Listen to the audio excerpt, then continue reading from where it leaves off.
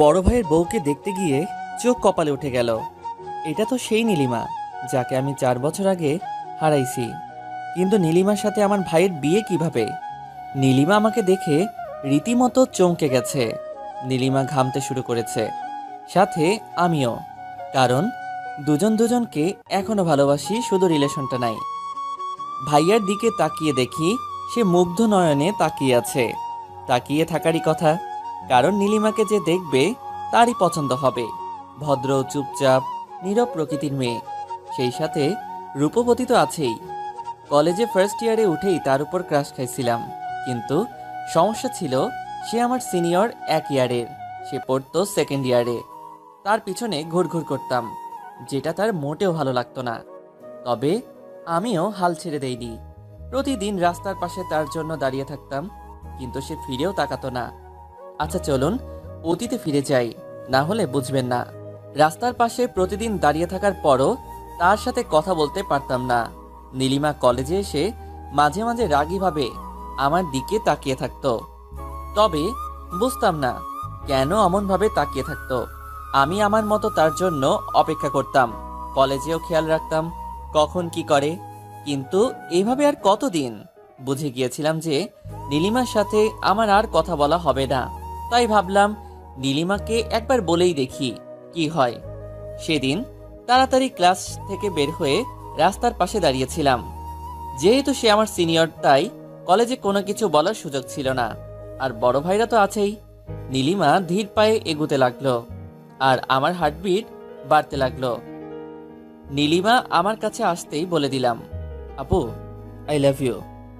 বিশ্বাস করুন, সেদিন নীলিমা এমনভাবে তাকাইছিল, আমি ওর চোখের দিকে তাকিয়ে ভয় পেয়ে গেছিলাম।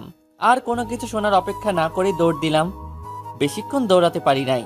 দৌড়ানোর সময় হঠাৎ একটা বাইক এসে আমাকে ধাক্কা মেরে চলে যায়। আমি রাস্তার মাঝখানে পড়ে ব্যথায় কাতরাচ্ছি। অনেকটা কেটে গেছে, মাথাও ফেটে গেছে, উঠতে পারছি না। চোখ বন্ধ হয়ে যাওয়ার আগ পর্যন্ত শুধু নীলিমাকে দেখেছিলাম, আর চোখ খোলার পরও ওকেই দেখলাম। নীলিমা আমাকে হাসপাতালে নিয়ে আসছে, আর আমার মাথার পাশে বসে কান্না করতেছে।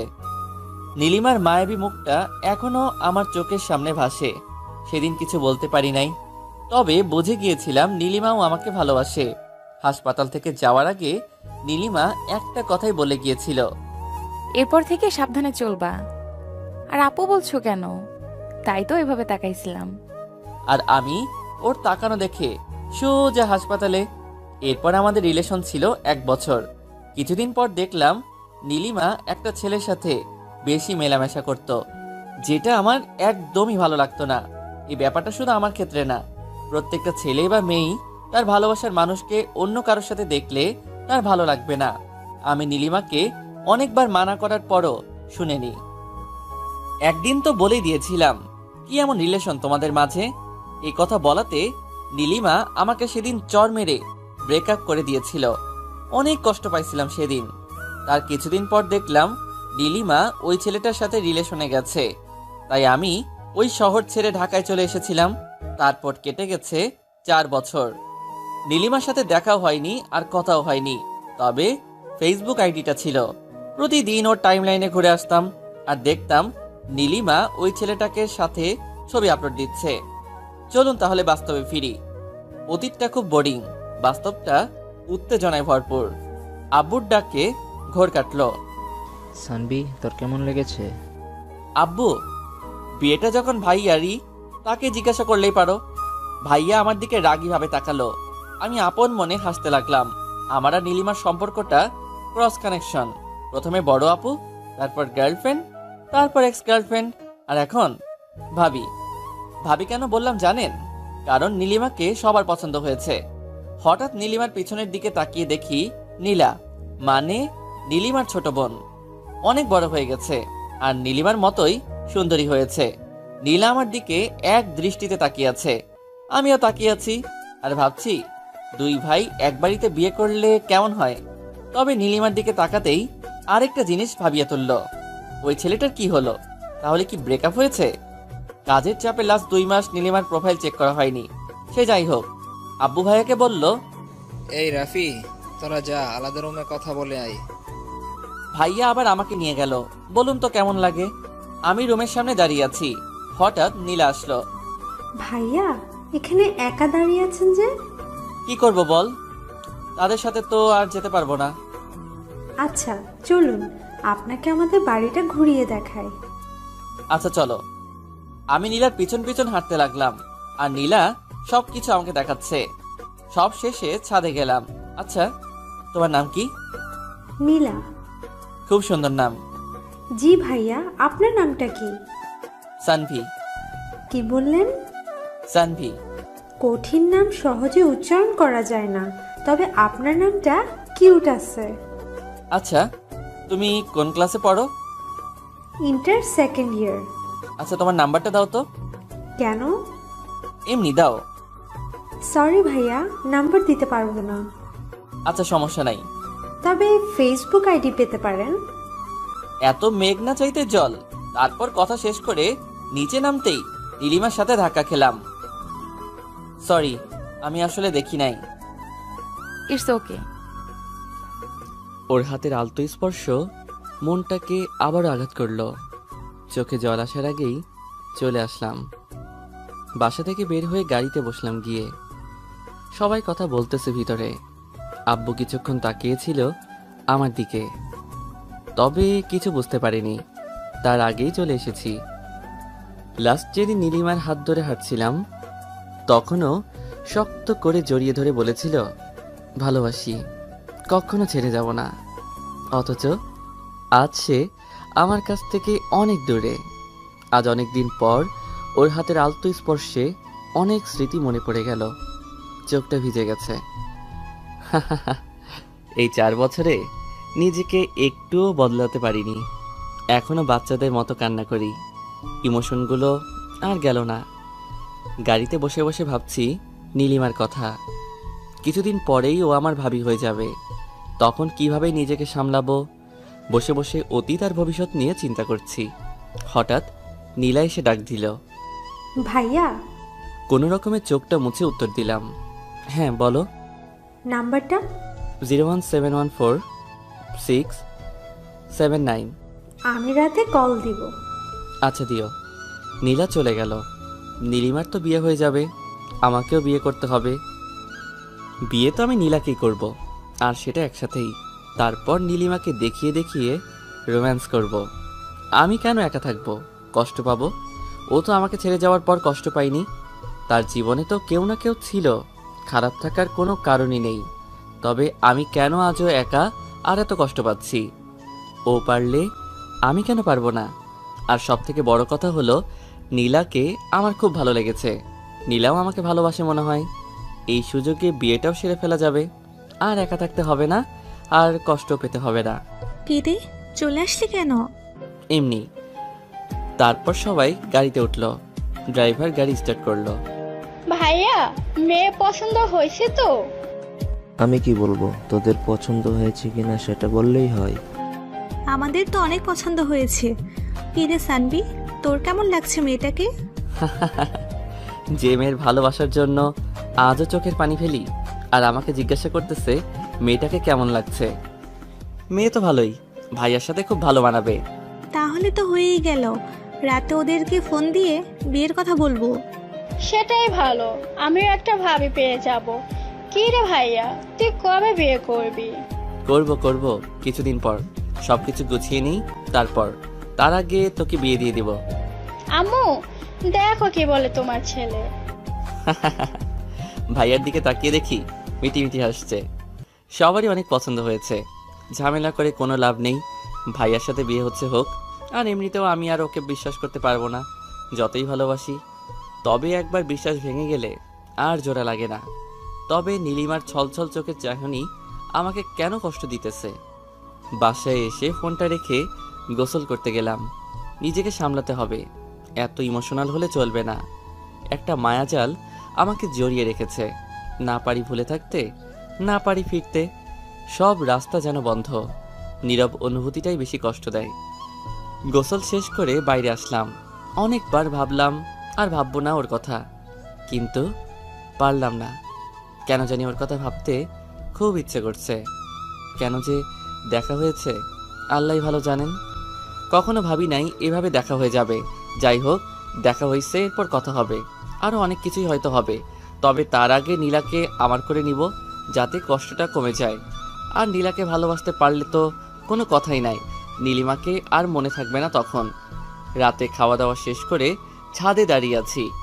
সিগারেট জিনিসটা ছাড়া আমি আর আমার গল্প দুটোই অসম্পূর্ণ। প্যাকেট থেকে সিগারেট বের করে কেবল ধরাইছি, ওই সময় কল আসলো। রাতে খাওয়া দাওয়া শেষ করে ছাদে দাঁড়িয়ে আছি। সিগারেট জিনিসটা ছাড়া আমি আর আমার গল্প দুটোই অসম্পূর্ণ। প্যাকেট থেকে সিগারেট বের করে কেবল ধরাইছি, ওই সময় কল আসলো। হ্যালো। আসসালামু আলাইকুম। ওয়ালাইকুম আসসালাম। জি, চিনতে পারছেন আমাকে? সরি, কে আপনি? নীলা। ও, তুমি? তা কেমন আছো বলো? জি, আলহামদুলিল্লাহ ভালো। আপনি? আলহামদুলিল্লাহ ভালো। আপনি কি ফ্রি আছেন? হ্যাঁ, কেন? না মানে কালকে দেখা করতাম একটু, সময় হবে? আচ্ছা, কোথায় দেখা করবা বলো? সকালে ট্যাঙ্কের পার, চলে আসেন। ঠিক আছে। তারপর আরও কিছুক্ষণ কথা বলে কলটা কেটে দিলাম। কিন্তু বুঝতে পারছি না নীলা কেন কালকে দেখা করতে চাচ্ছে। ওকে একা আসবে নাকি সাথে নীলিমাও আসবে? যদি একা আসে তাহলে ভালো, আর যদি নীলিমাকে নিয়ে আসে তাহলে তো সমস্যা, হয়তো অনেক কিছু গোলমাল হয়ে যাবে। নীলিমাকে একা পেয়ে কথা বলার ইচ্ছাটা প্রচণ্ড বেড়ে যাবে। বলতে পারবো কি? অনেক কথাই তো জমে আছে, আর কিছু প্রশ্ন আছে যেগুলোর উত্তর না জানলে জীবনটা এরকম কষ্টের মধ্যেই কাটবে। এখন আর এসব চিন্তা করে লাভ নেই, যা হওয়ার কালকে হবে। সিগারেটটা শেষ করে রুমে গিয়ে শুয়ে পড়লাম। পরদিন সকালে ঘুম ভাঙতে খেয়াল করলাম 8টা বেজে গেছে, 9টায় যেতে হবে। তাড়াতাড়ি উঠে ফ্রেশ হয়ে নাস্তা করে বেরিয়ে পড়লাম। আমি হাঁটতেছি আর ভাবতেছি, যদি সত্যি ভাইয়ার সাথে নীলিমার বিয়ে হয় তাহলে কি আমি এক বাড়িতে থাকতে পারবো? নিজেকে সামলাতে পারবো কি? নাকি ও নিজেকে সামলাতে পারবে? ওর তো কোনো সমস্যা হবে না, কারণ ওর লাইফে একজন না একজন আছেই। সেখানে আমি থাকলেই কি আর না থাকলেই কি? এসব কিছু ভাবতে ভাবতে চলে আসছি ওই জায়গাটায়, কিন্তু কেউ নাই। নিরিবিলি একটা জায়গা। ঘড়ির দিকে তাকিয়ে দেখি আরো 6 মিনিট সময় বাকি আছে। হালকা রোদ, হালকা বাতাস, ভালোই লাগছে আজ প্রকৃতিটা।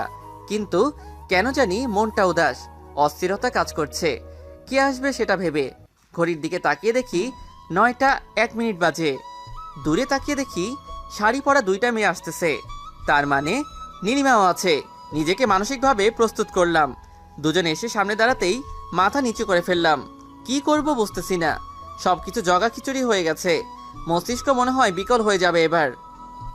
সানভি ভাইয়া, আপু আপনার সাথে কথা বলবে, তাই আপনাকে ডাকা।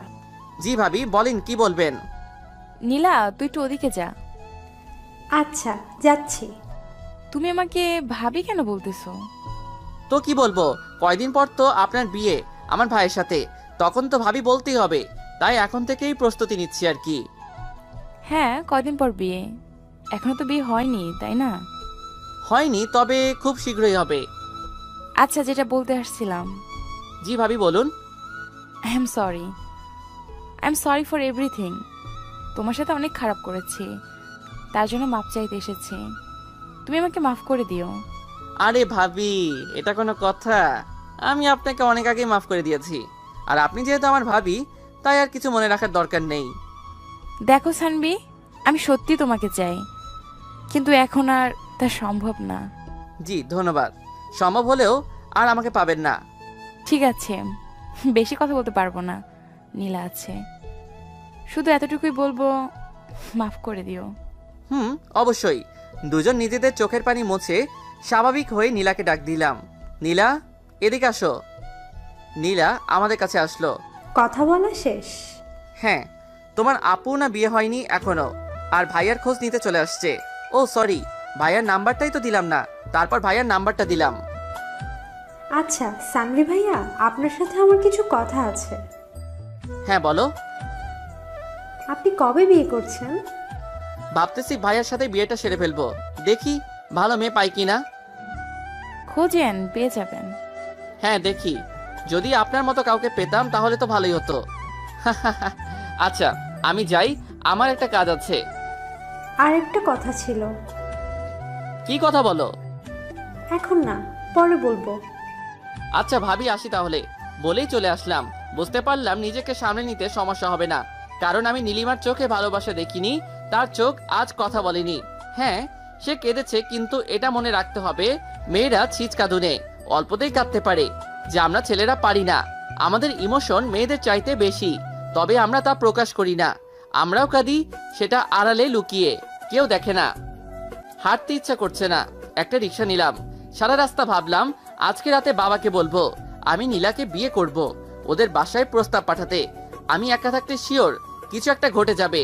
যদি নীলা সাথে থাকে তাহলে অনেকটা সামনে নিতে পারবো। মেয়েটার চোখে ভালোবাসা দেখেছি আমি। বাসায় ঢুকে আগে আম্মুর রুমে গেলাম, গিয়ে দেখি আম্মু আর রুহি বসে আছে। আমি রুমে ঢুকে আম্মুকে বললাম, আম্মু ক্ষুধা লাগছে, টেবিলে খাবার রাখা আছে, খেয়ে নে। তোমার হাতে খাবো, খাইয়ে দিবা? দেখো, পাগল ছেলে বলে কি, এত বড় হয়ে গেছে, এখনো মায়ের হাতে খেতে হবে। ভাইয়া, তোর জন্য একটা খুশির খবর আছে। কি খবর? তোকে খাইয়ে দেওয়ার জন্য একটা লোক আনবো ভাবতেছি। আগে তোর বিয়ে দিব, তারপর আমি করব। আম্মু, এবার কিন্তু ওকে মারবো আমি। আম্মু তুমি খাইয়ে দিবা কিনা তাই বলো। আচ্ছা, দিতেছি। আমি কি করলাম তাহলে? আমাকেও খাইয়ে দিতে হবে। আচ্ছা, দুজনকে খাইয়ে দেব, দাঁড়া খাবার আনতেছি। আম্মু রুম থেকে বের হতেই রুহির গাল ধরে টেনে দিলাম। রুহির সবচেয়ে অপছন্দের কাজ এটা। রুহি রেগে গিয়ে আমার চুল টেনে দিল। ভাই বোনের ঝগড়ার মাঝে মন খারাপ উধাও হয়ে গেল। আর আম্মুর হাতে খাবার খেয়ে নীলিমার কথা ভুলেই গেলাম। আমার মন খারাপ থাকলে চানাচুর খাই, নয়তো আম্মুর হাতে খাবার খাই।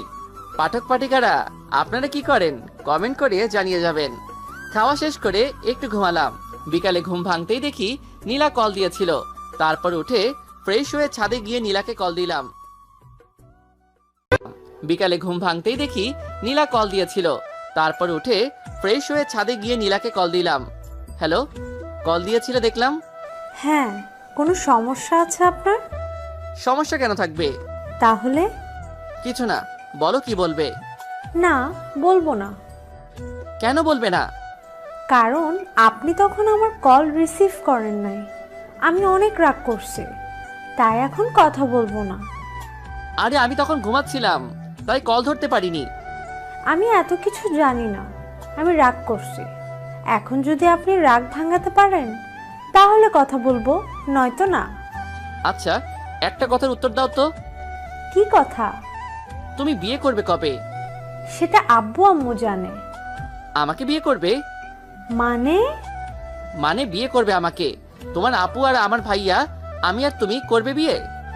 জানি না। আরে রাগ করলে নাকি? আমি তো মজা করছিলাম। ও, রাগ করিনি, আমি ভাবছিলাম সিরিয়াসলি বলছেন। আরে না, তোমার তো বিয়ের বয়সই হয়নি। কি? আমার 18 বছর হয়েছে, আরো 2 মাস আগে। তারপরে তুমি পিচ্ছি এখনো, তোমাকে কেমন বাচ্চা বাচ্চা লাগে। আপনার সাথে কোনো কথা নাই। আচ্ছা বাচ্চা না, বুড়ি তুমি। ধুর, রাখলাম, বাই। বলেই কলটা কেটে দিল। মেয়েটাকে রাগিয়ে বেশ মজা পেলাম। তবে আরেকটা জিনিস বুঝলাম, নীলাও আমাকে ভালোবাসে। বিয়ের প্রস্তাব দিলে সমস্যা নাই। আর যেহেতু আমি জব করি তাই সমস্যা হবে না।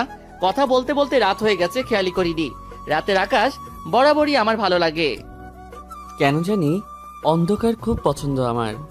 সবাই যেখানে দিনের বেলায় ঘোরাঘুরি করে, আমি সেখানে রাতে ঘুরি। রাতটাই কেন জানি ভালো লাগে। পকেট থেকে সিগারেটটা বের করে কেবল ধরাইছি, এমন সময় রুহি আসলো ছাদে। ভাইয়া, তুই আবার সিগারেট খাচ্ছিস? আচ্ছা, ফেলে দিতেছি। সবগুলো আমাকে দে। কেন? দিতে বলছি, দে। আমি প্যাকেটটা ওর হাতে দিলাম।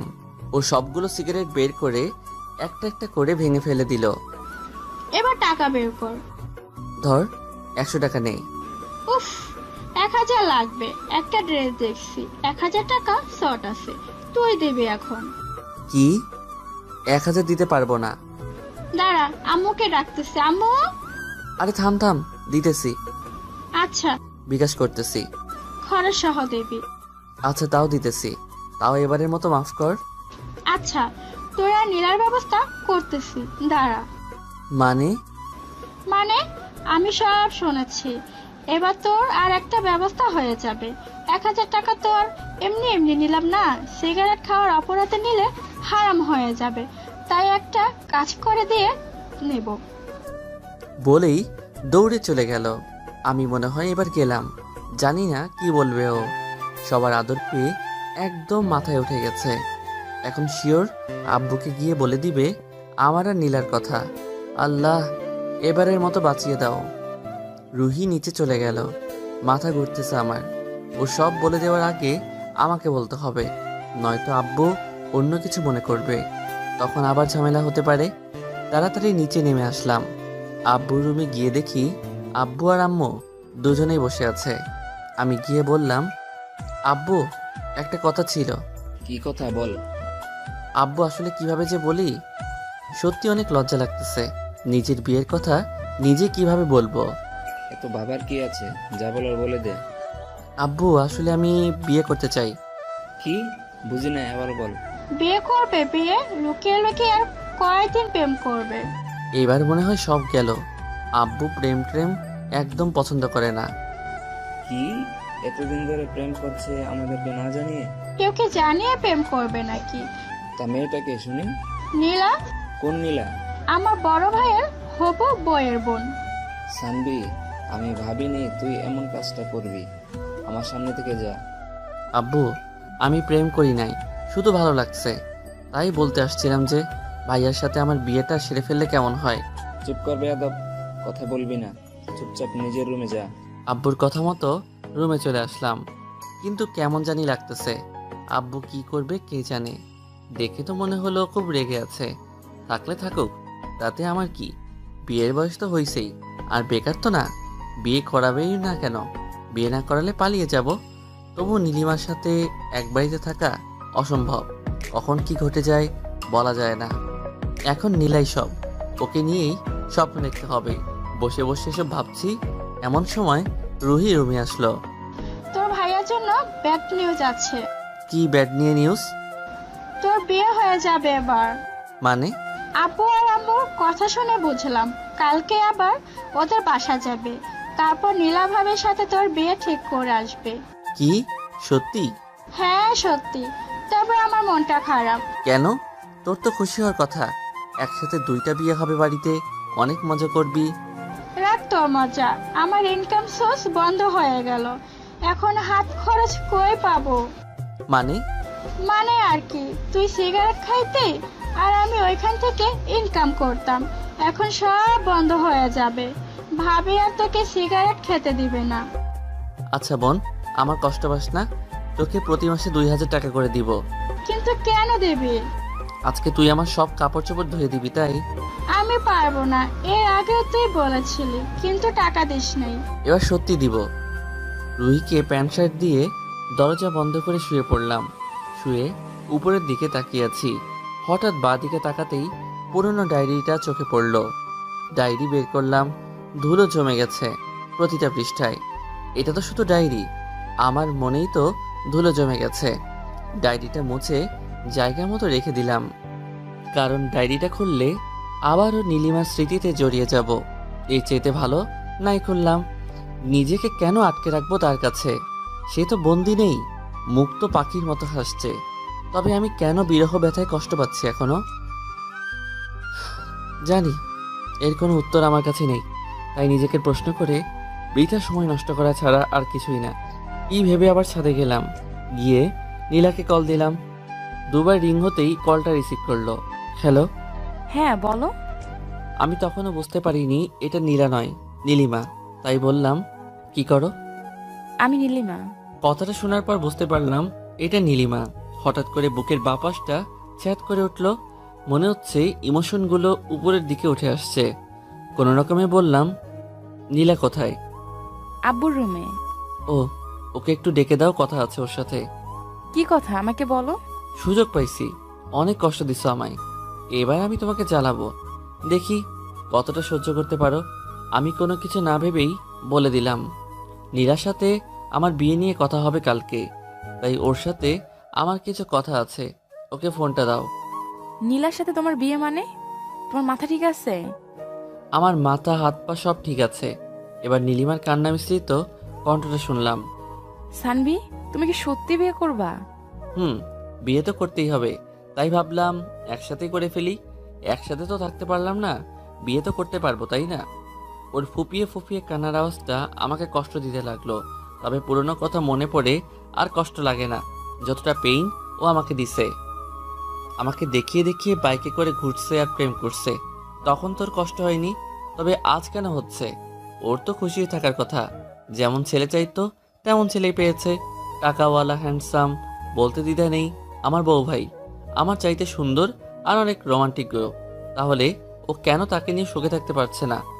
এসব ভাবতে ভাবতে ফোনের দিকে তাকালাম। হ্যালো। আচ্ছা, আমি নীলাকে ফোন দিতেছি, কথা বলো। আচ্ছা ঠিক আছে। 2 মিনিট পর নীলার কণ্ঠ শুনতে পেলাম। 2 মিনিট পর নীলার কণ্ঠ শুনতে পেলাম। আবার ফোন দিছেন কেন? একটা কথা জানার ছিল। কি কথা? আমাকে বিয়ে করবা? কি বলেন এগুলা? যা বলছি তার উত্তর দাও, নয়তো অন্য মেয়ে দেখতে হবে।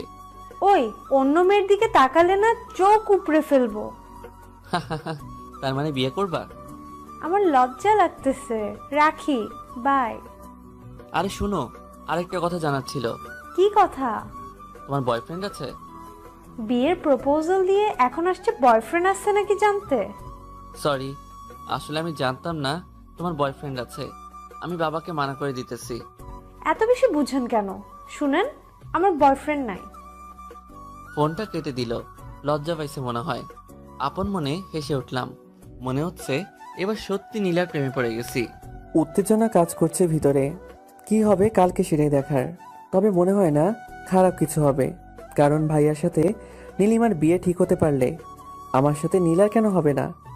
এত চিন্তা করে লাভ নেই, এর চাইতে ভালো ঘুমিয়ে পড়ি। যা হয় কালকে দেখা যাবে। পরের দিন সকালে ঘুম ভাঙলো আব্বুর ডাকে।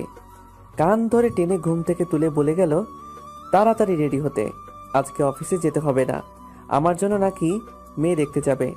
আব্বুকে অনেক ভয় পাই, তাই কিছু বলতেও পারি নাই। আল্লাহ ভালো জানে কোন মেয়েকে আবার ধরে আনবে। যাই হোক, আমি ডাইরেক্ট বলে দিব আমার পছন্দ হয়নি। নীলাকে ছাড়া কাউকে বিয়ে করব না আমি, এটাই ফাইনাল। গোসল করে তৈরি হয়ে বের হলাম। আব্বু আম্মু আর অথই বসে আছে নিচে। নিচে যেতেই অথই আমার দিকে তাকিয়ে মুচকি হাসলো। বোনটাও যা হয়েছে, সবার আদর পেয়ে একদম দুষ্টু হয়ে গেছে। আব্বু আম্মু আমাকে দেখে বের হতেই রুহিকে বললাম, ওই তুই তো বললি নীলার সাথে আমার বিয়ে। আমি শুধু শুনেছি তোকে বিয়ে করাবে, আমি ভাবছি নীলার সাথেই করাবে, তাই বলছি। আমি কি জানতাম নাকি যে আব্বুর বন্ধুর মেয়ের সাথে তোর বিয়ে ঠিক করবে? ভালো করছস, আমার লাইফটা শেষ হয়ে যাবে যদি নীলাকে বিয়ে না করতে পারি। মেয়েটাকে অনেক ভালোবেসে ফেলছি। তা তো বাসবেই, আমার বড় ভাইয়ের বউয়ের ছোট বোন বলে কথা, ভালোবাসতে হবে না? তবে আফসোস, তোর বিয়ে অন্য কারোর সাথে। এত কথা না বলে চল এখন দেখি কোনো পেতনির সাথে বিয়ে করায়। চল। কথা বলতে বলতে গিয়ে গাড়িতে উঠলাম। ড্রাইভার নাই, তাই নিজেকেই ড্রাইভ করতে হবে। সবাই গিয়ে পেছনে বসলো। নিজেকে ড্রাইভার ড্রাইভার মনে হচ্ছে। রুহিকে ডাক দিয়ে সামনে আনলাম। কি ব্যাপার? কি আর ব্যাপার হবে, সবাই পেছনে বসলে নিজেকে ড্রাইভার মনে হয়, তাই তোকে সামনে আনলাম। কিন্তু যাবোটা কোথায়? আচ্ছা চল। আব্বু, ভাইয়া জিজ্ঞেস করতেছে কোথায় যাবে। কোথায় আবার? সে যাকে ভালোবাসে তার বাসায়। লুকিয়ে লুকিয়ে প্রেম করার শাস্তি স্বরূপ তাকে বিয়ে করানো হবে। আব্বুর কথা শুনে তো লুঙ্গি ড্যান্স দিতে ইচ্ছে করছে, কিন্তু এখন দেয়া যাবে না। মিথ্যা বললো কেন তাহলে? মজা নিস আমার সাথে, আমিও শোধ নিব এর। আমাকে টেনশনে রেখে মজা নেওয়া। নীলার বাসার সামনে এসে গাড়ি থামালাম। তারপর আব্বুর পেছন পেছন বাসায় ঢুকলাম। ইস কি লজ্জা, অনেক লজ্জা লাগতেছে। বুঝলাম সেদিন ভাইয়ারও সেম অবস্থা হয়েছিল। বাসার ভিতরে ঢুকে একজোড়া চোখ খুঁজতে লাগলাম, কিন্তু কোথাও পেলাম না চোখ জোড়াটা। আব্বুর সাথে গিয়ে বসলাম সোফায়। ওইদিকে আব্বু আমার হবু শ্বশুরের সাথে কথা বলছে। আমার সেদিকে খেয়াল নেই। আমি আছি নীলার অনুসন্ধানে। ভীষণ অস্থিরতা কাজ করতেছে নীলাকে দেখার জন্য। মনটা ভীষণ ব্যাকুল হয়ে পড়েছে। হঠাৎ দরজা ঠেলে বেরিয়ে এলো সে। কালো শাড়িতে হালকা মেকআপ আর হালকা লিপস্টিকে অন্যরকম লাগছিল তাকে। ইচ্ছে হচ্ছিল এখনই হাতটা ধরে ফেলি সারা জীবনের জন্য। বাইরে কি ঘটছে সেদিকে আমার ভ্রুক্ষেপ নেই। আমি হারিয়ে গেছি নীলাতে। কেউ পারবে না আর আমায় সামলাতে। ঘোর কাটলো রুহির ধাক্কাতে। আব্বু বলল আলাদা রুমে গিয়ে কথা বলে আসতে। বুঝি না কেন আলাদা রুমে যেতে হবে। দেখছিলাম তাকে, দেখতে থাকি না কেন বারবার যেতে হবে আলাদা রুমে। ঘোরটাই কেটে গেল। তবে আজকে তো সে নেশার মতো কাজ করছে। যতবার দেখতেছি ততবারই মাতাল হয়ে যাচ্ছি। পারফিউমের গন্ধে আমার অবস্থা অনেকটাই খারাপ। চলে আসলাম আলাদা রুমে। জানি না আব্বু কি বলছে। আমি তো শুধু দেখছিলাম তাকে। যাই হোক, নীলার দিকে তাকিয়ে দেখলাম সে মাথা নিচু করে দাঁড়িয়ে আছে। ভালো করে তাকিয়ে লক্ষ্য করলাম শাড়ির কুচিটা এলোমেলো হয়ে আছে। তার মানে সে শাড়ি পরতে জানে না। আমিও তো পরাতে পারি না। কি হবে তাহলে? ধুর, এত রোমান্টিক হয়ে কি হবে? সে নিজেই শিখে যাবে। দুজনেই চুপচাপ। মনে হচ্ছে শহীদ মিনারে নীরবতা পালন করছি এমন কিছু। কি বলবো, কি বলা উচিত কিছুই বুঝতে পারতেছি না। মেয়েটাও চুপ করে আছে। সব দ্বিধা ভেঙে আমি প্রশ্ন করলাম, বিয়েটা করতে তুমি রাজি? সরাসরি প্রশ্ন করায় তার মুখটা কেমন যেন লাল হয়ে গেল। আমিও বোকার মতো সরাসরি প্রশ্ন করে বসলাম, সে বিয়ে করতে রাজি কিনা। এখন কি বলবো? হার্টবিট অলরেডি অনেকটাই বেড়ে গেছে। এবার আর তাকে প্রশ্ন না করে নিজেই বলতে লাগলাম, তোমাকে সেই প্রথম দিন দেখে প্রেমে পড়ে গেছি। যেহেতু ভাইয়ার বিয়ে আর মাত্র 15 দিন বাকি, তাই প্রেম করার সুযোগ নেই। খুব ইচ্ছা ছিল প্রেম করে বিয়ে করব। চলো না এই বাকি 15টা দিন প্রেম করি, তারপর বিয়ে। যদি থাকো রাজি, বিয়ে ঠিক করবো আজই। Nila, will you marry me? Yes, I will. কথাটা বলেই লজ্জায় আমার বুকে মুখ লুকালো। শিওর হয়ে গেলাম মেয়েটাও আমাকে ভালোবাসে। মেয়েটাকে শক্ত করে জড়িয়ে ধরলাম। হঠাৎ অনুভব করলাম মেয়েটা কাঁদতেছে। জানেন, আমিও আপনাকে প্রথম দেখেই প্রেমে পড়ে গেছি। আমি ভেবেছিলাম পালিয়ে বিয়ে করব, কিন্তু আমাদের তো বিয়ে ঠিক হয়ে গেল। এখন কি হবে? ও আল্লাহ, আমারে উঠাইয়া নাও। মেয়ে বলে কি? মেয়েটার কোমরে হাত রেখে টান দিতেই নীলা আমার বুকের সাথে এসে আটকে গেল। এমন সময় দরজায় টোকা পড়ল। উফ, এখনই আসতে হলো। নীলার কানে কানে বললাম, তোমাদের বাসায় কি প্রাইভেসি নাই? মেয়েটা খিলখিল করে হাসতে লাগলো। আমি দরজা খুলে বাইরে দেখি নীলিমা দাঁড়িয়ে আছে। নীলিমা আমাকে দেখে কেমন জানি হয়ে গেল, ঝটপট ভিতরে ঢুকে গেল। আর আমিও কিছু না বলে বাইরে চলে আসলাম। হবু বউয়ের সামনে এক্স গার্লফ্রেন্ডকে কি বলবো? আমি এসে বসলাম আব্বুর পাশে। তারা কথা বলতেছে আর হাসতেছে। মনে হয় বিয়েটা কনফার্ম। সানবি, তোর মত কি? আমি কি বলবো, তোমরা যা বলবে তাই হবে। আচ্ছা, তাহলে আগামী মাসের 12 তারিখে তোদের বিয়ে। আচ্ছা আব্বু, আমি আসতেছি, আমার একটু কাজ আছে। সালাম দিয়ে বাইরে চলে আসলাম। আমার সামনে রুহিও চলে আসলো। বাসায় এসে গোসল করলাম। ভালো লাগতেছে না কেন জানি। একটা ঘুমের ট্যাবলেট খেয়ে ঘুম দিলাম, কিন্তু বেশিক্ষণ ঘুম হলো না। ফোন কলের শব্দে ঘুম ভেঙে গেল। নীলার ফোন। হ্যালো। কি করেন? এই তো ঘুমাচ্ছিলাম। তুমি? ভাবতেছি কি ভাবো? কত তাড়াতাড়ি কত কিছু হয়ে গেল, তাই না? অনেক কিছু হয়ে গেছে। সামনে তো আরো অনেক কিছু হবে। এখন বলো কি জন্য কল দিছো? আজকে একটু ঘুরতে বের হব তোমার সাথে, তাই। ভাবিকে নিয়ে আসবা? না, একাই আসবো। আর আপু তো শপিং এ গেছে তোমার ভাইয়ার সাথে। কি? হ্যাঁ, এতে অবাক হওয়ার কি আছে? আর 14 দিন পরেই তো বিয়ে। এখন থেকে শপিং করবে না তো কখন করবে? আমি এই জন্য অবাক হইনি। অবাক হয়েছি তুমি এখনো শপিং এ যাও নাই তাই। আমি কি একা একা শপিং এ যাব নাকি? না, একা কেন যাবা? এখন আমার সাথে যাবা। রেডি হয়ে নাও তাড়াতাড়ি। সত্যিই নিয়ে যাবেন?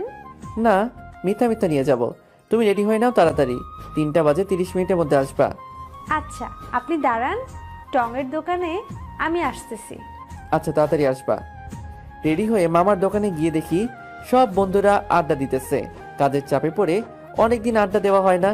গিয়ে বসলাম ওদের সাথে। কিছুক্ষণ আড্ডা দেওয়ার পর বাইরের দিকে তাকিয়ে দেখি নীলা আসতেছে। আমি ওদেরকে আমার বিয়ের কথা বলে দাওয়াত দিয়ে দিলাম। নীলা এসে দাঁড়িয়ে আছে, খেয়ালি করিনি। দৌড়ে গিয়ে রিকশায় উঠলাম। সরি, অনেকদিন পর বন্ধুদের সাথে দেখা হওয়ার কারণে একটু আড্ডা দিলাম। ঠিক আছে, তবে এত কাছে কেন বসছেন? দূরে যান।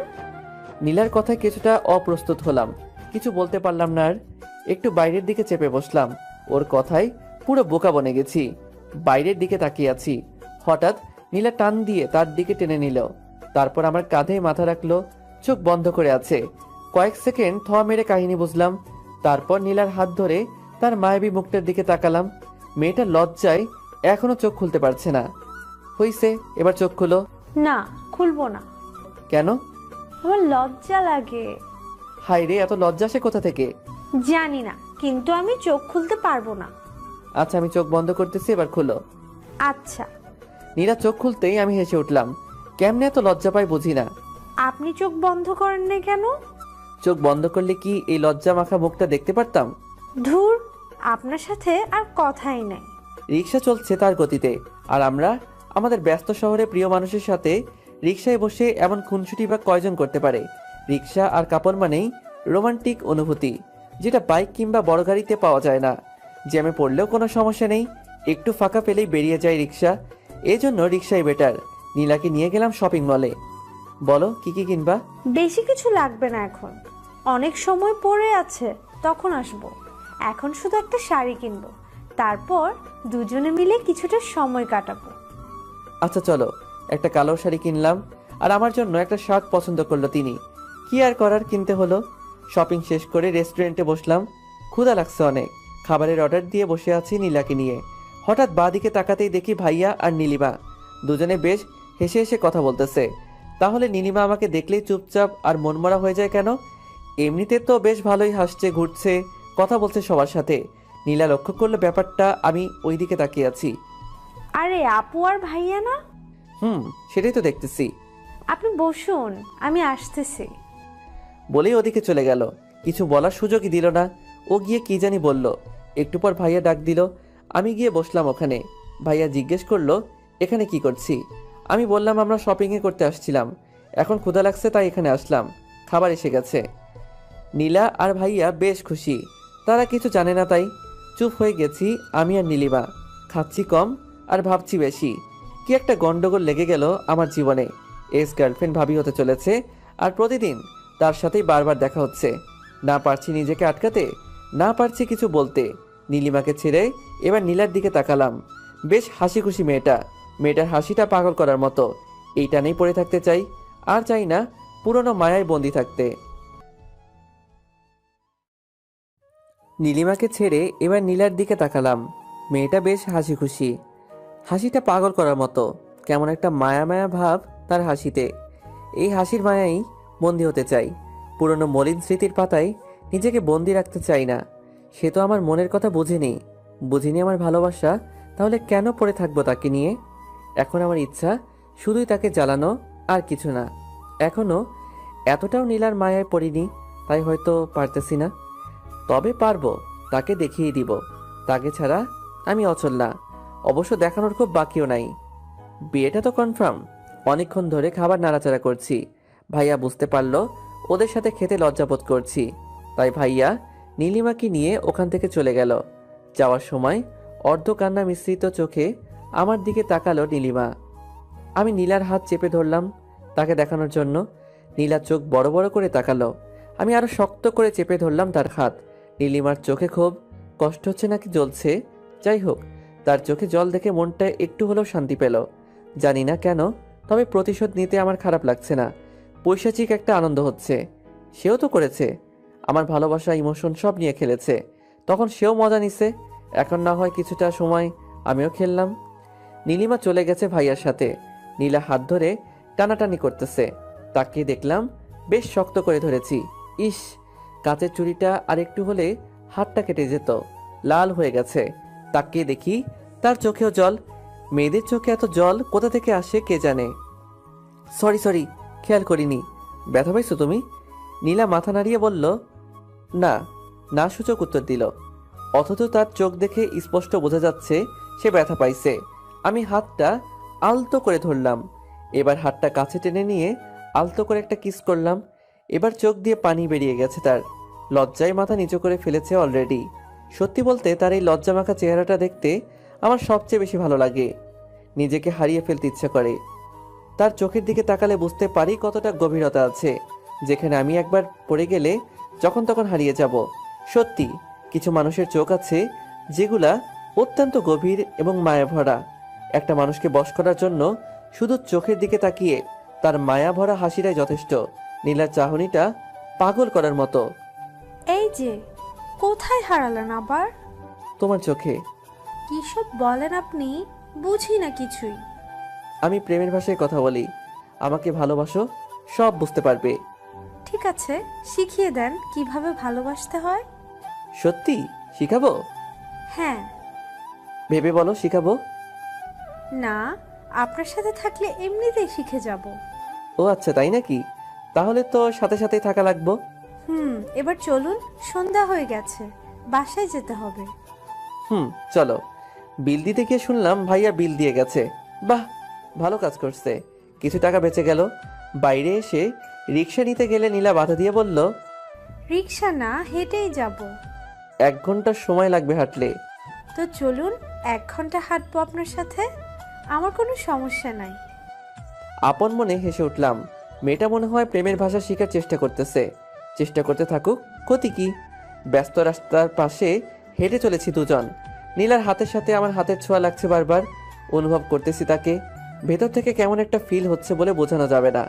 বারবার ছোঁয়া লাগছে, কিন্তু হাত ধরছি না। দেখি নীলা কি করে। আমি চাই সে আমার হাতটা ধরুক এবার। হঠাৎ নীলা আমার হাতটা ধরে ফেলল। মাথাটা নিচু করে হাঁটছে সে। আমি হাঁটছি উপরের দিকে তাকিয়ে। রাতের আকাশ দেখতেছি আর হাঁটতেছি। কতক্ষণ হয়েছে জানি না, দুজন হাঁটতেছি। এখনো হাত ছাড়েনি নীলা, ছাড়িনি আমিও। ব্যাপারটা কিছুটা এরকম, তুমি না ছাড়লে আমিও ছাড়বো না।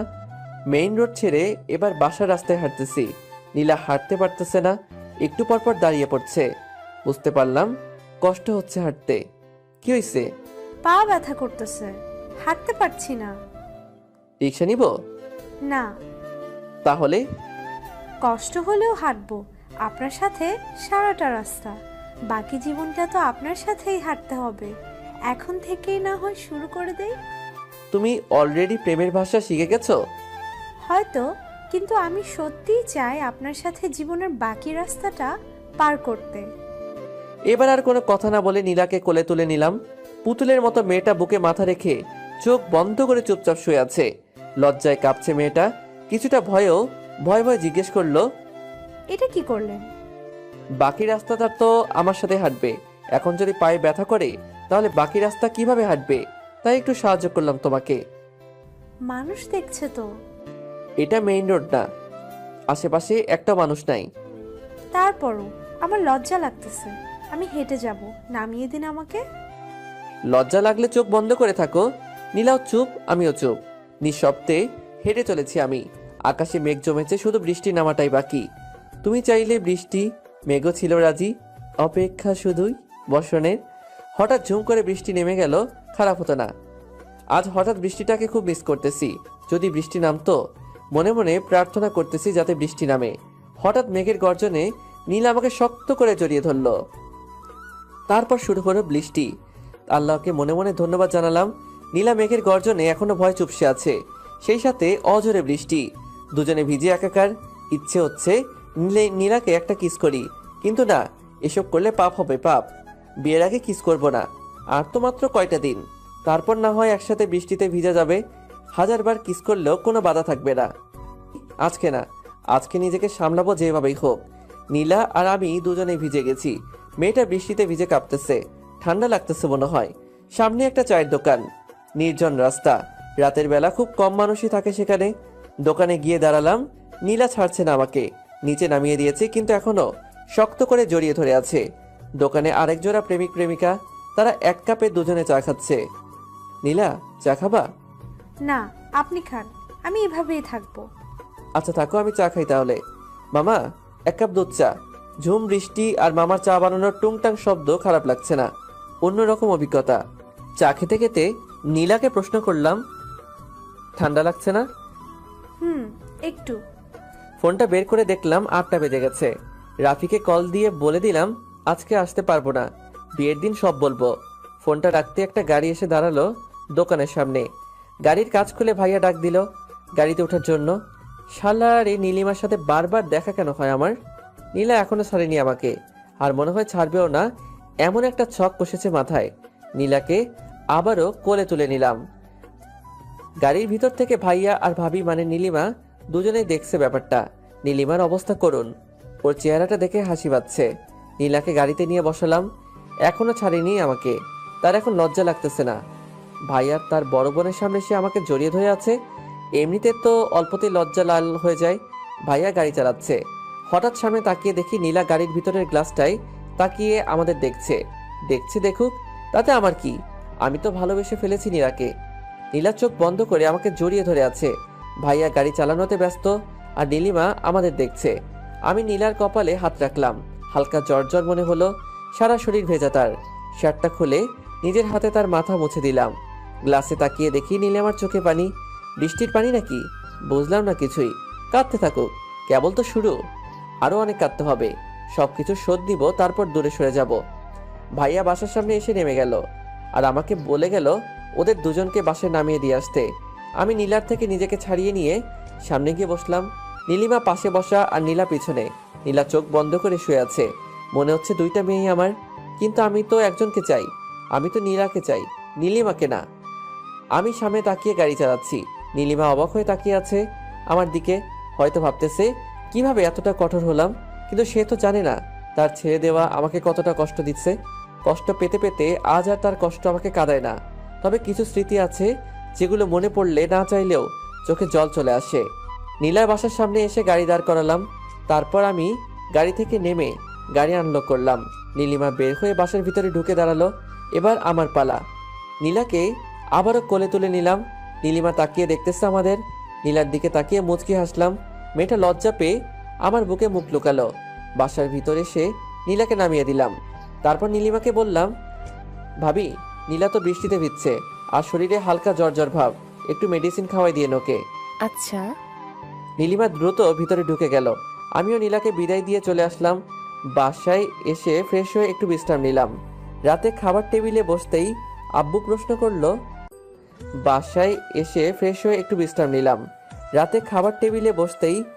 প্রশ্ন করলো, তোমাদের দিনকাল কেমন কাটছে? আমরা দুই ভাই বললাম, ভালো। দুজনেরই বিয়ে, ওদের ভালো কাটবে না তো কি আমার ভালো কাটবে? আব্বু, ওরও বিয়ে দিয়ে দাও, দিনকাল ওরও ভালো কাটুক। ওর এত কষ্ট আর সহ্য হয় না। এই তোরা থাম, আমার কথা শোন। বিয়ের তো আর কয়টা দিন বাকি। বাড়িতে তো অনেক কাজ পড়ে আছে, কাজগুলো কে করবে? আমি মানে? রুহি, তোর বিয়ের সময় আমরা শোধ করে দিব, ঠিক আছে? আচ্ছা, তোরা কথা বন্ধ কর। ডেকোরেশনের লোক দিয়ে কাজ করিয়ে নিব, কিন্তু তাদের সাথে তো কাউকে না কাউকে থাকতে হবে। কেন, তুমি কি করবা? আমি এসবের মধ্যে নাই। আমি বন্ধুদের সাথে আড্ডা দিব। সানবি, তুই বাড়ি সাজানোর কাজটা দেখবি, আর রাফি, তুই রান্নার দিকটা দেখবি। এটা কিছু হলো? নিজের বিয়েতে নিজেকে কাজ করতে হবে। ধুর, ভাল লাগে না আর। ভাবছিলাম বিয়ের আগে বউকে নিয়ে সেই মজা করব, সেটা আর হলো না। কি আর করার, কাজে লেগে পড়তে হবে 2 দিন পর থেকে। খাওয়া দাওয়া শেষ করে রুমে এসে শুয়ে পড়লাম। পরের দিন সকালে ঘুম থেকে উঠে নীলাকে কল করলাম। রিং হচ্ছে কিন্তু ধরছে না। আল্লাহ জানে কি হয়েছে আবার। কালকে যেরকম ভিজছে বৃষ্টিতে, জ্বর না আসলেই হলো। 3-4 বার কল দিয়েও কোনো রেসপন্স না পেয়ে উঠে ফ্রেশ হলাম।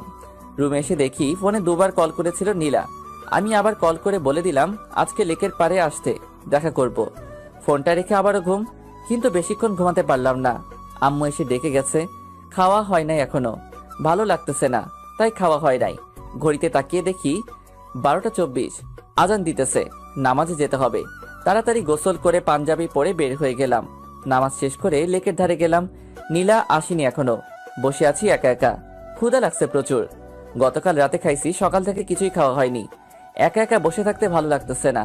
অপেক্ষা জিনিসটা এত কষ্ট দেয় কেন কেই জানে, তবু ভালো লাগতেছে। নীলাকে নিয়ে রেস্টুরেন্টে যাব। যেই পরিমাণ ক্ষুধা লাগছে তাতে বেশিক্ষণ না খেয়ে থাকলে মরে যাব মনে হয়। আমি ক্ষুধা সহ্য করতে পারি না। বসে বসে পুকুরে ঢিল ছুটতেছি। নীরব পরিবেশ, মানুষজন নাই, নাই কোনো কোলাহল। পানিতে ঢিল ছোড়ার সাথে সাথে শব্দ হচ্ছে। হঠাৎ পেছনে তাকিয়ে দূরে নীলাকে দেখতে পেলাম। নিজের অজান্তেই মুখে হাসি ফুটে উঠল। নীলা আমার পাশে এসে বসলো, হাতে একটা ব্যাগ। জানি না কি আছে ব্যাগের ভিতর। আমার কাছেও একটা জিনিস আছে, গাছের পাশে লুকায় রাখছি। পাঞ্জাবির পকেট নাই। পাঞ্জাবিতে আপনাকে ভালো লাগতেছে। তোমাকেও শাড়িতে ভালো লাগে। আপনার জন্য একটা জিনিস আনছি। সেটা তো দেখতেই পাচ্ছি, কিন্তু জিনিসটা কি? আপনি চোখ বন্ধ করেন, নয়তো দিব না। মেরে ফেলবা নাকি? আচ্ছা ঠিক আছে, বন্ধ করলাম। নাকে বিরিয়ানির গন্ধ পাইতেছি। কৌতূহল কাটিয়ে চোখ খুলে ফেললাম। যা ভাবছি তাই, নীলা বিরিয়ানি আনছে। তুমি কেমনে জানলে বিরিয়ানি আমার প্রিয়? আমি জানি না তো, আপুকে জিজ্ঞেস করছিলাম কি রান্না করব। সে বলল বিরিয়ানি, তাই আর কি রান্না করলাম। নীলিমা তো জানে আমার বিরিয়ানি পছন্দ, অদ্ভুত একটা স্বাদ, চোখে পানি চলে আসছে। অনেকদিন পর নীলিমার হাতের বিরিয়ানি খেলাম আবার। নীলা আমার দিকে তাকিয়ে বলল, আপনার কি ঝাল লাগছে? পানি আনছো? বোতলটা এগিয়ে দিল নীলা। ধরা পড়ে যাওয়ার আগে নিজেকে সামলে নিলাম। বারবার কেন নীলিমার কথাই মনে পড়ে। নীলাকে তো ভালোবাসি, তাহলে নীলিমার স্মৃতি কেন কাঁদায়? উত্তরটা আমার অজানা নয়, তবু বারবার বোকার মতো নিজেকে প্রশ্ন করে বসি। উত্তর তো এটাই যে কিছু মানুষ আছে যাদেরকে একটা সময় আমরা অনেক ভালোবেসে ফেলি, কিন্তু মানুষটা তখন বোঝে না। তখন আমরা অনেক কষ্ট পাই। আস্তে আস্তে কষ্টের মাত্রাটা কমে আসে, আমরাও একা একা পথ চলা শিখে নেই। বুঝতে পারি ওপাশে মানুষটা আমাকে চায় না, তাহলে কেন বারবার তার পিছনে ছুটবো? তাকে ভেবে কেন কষ্ট পাবো? এইভাবে একটা সময় আমাদের ভিতর আর তার প্রতি কোনো ফিলিংস থাকে না।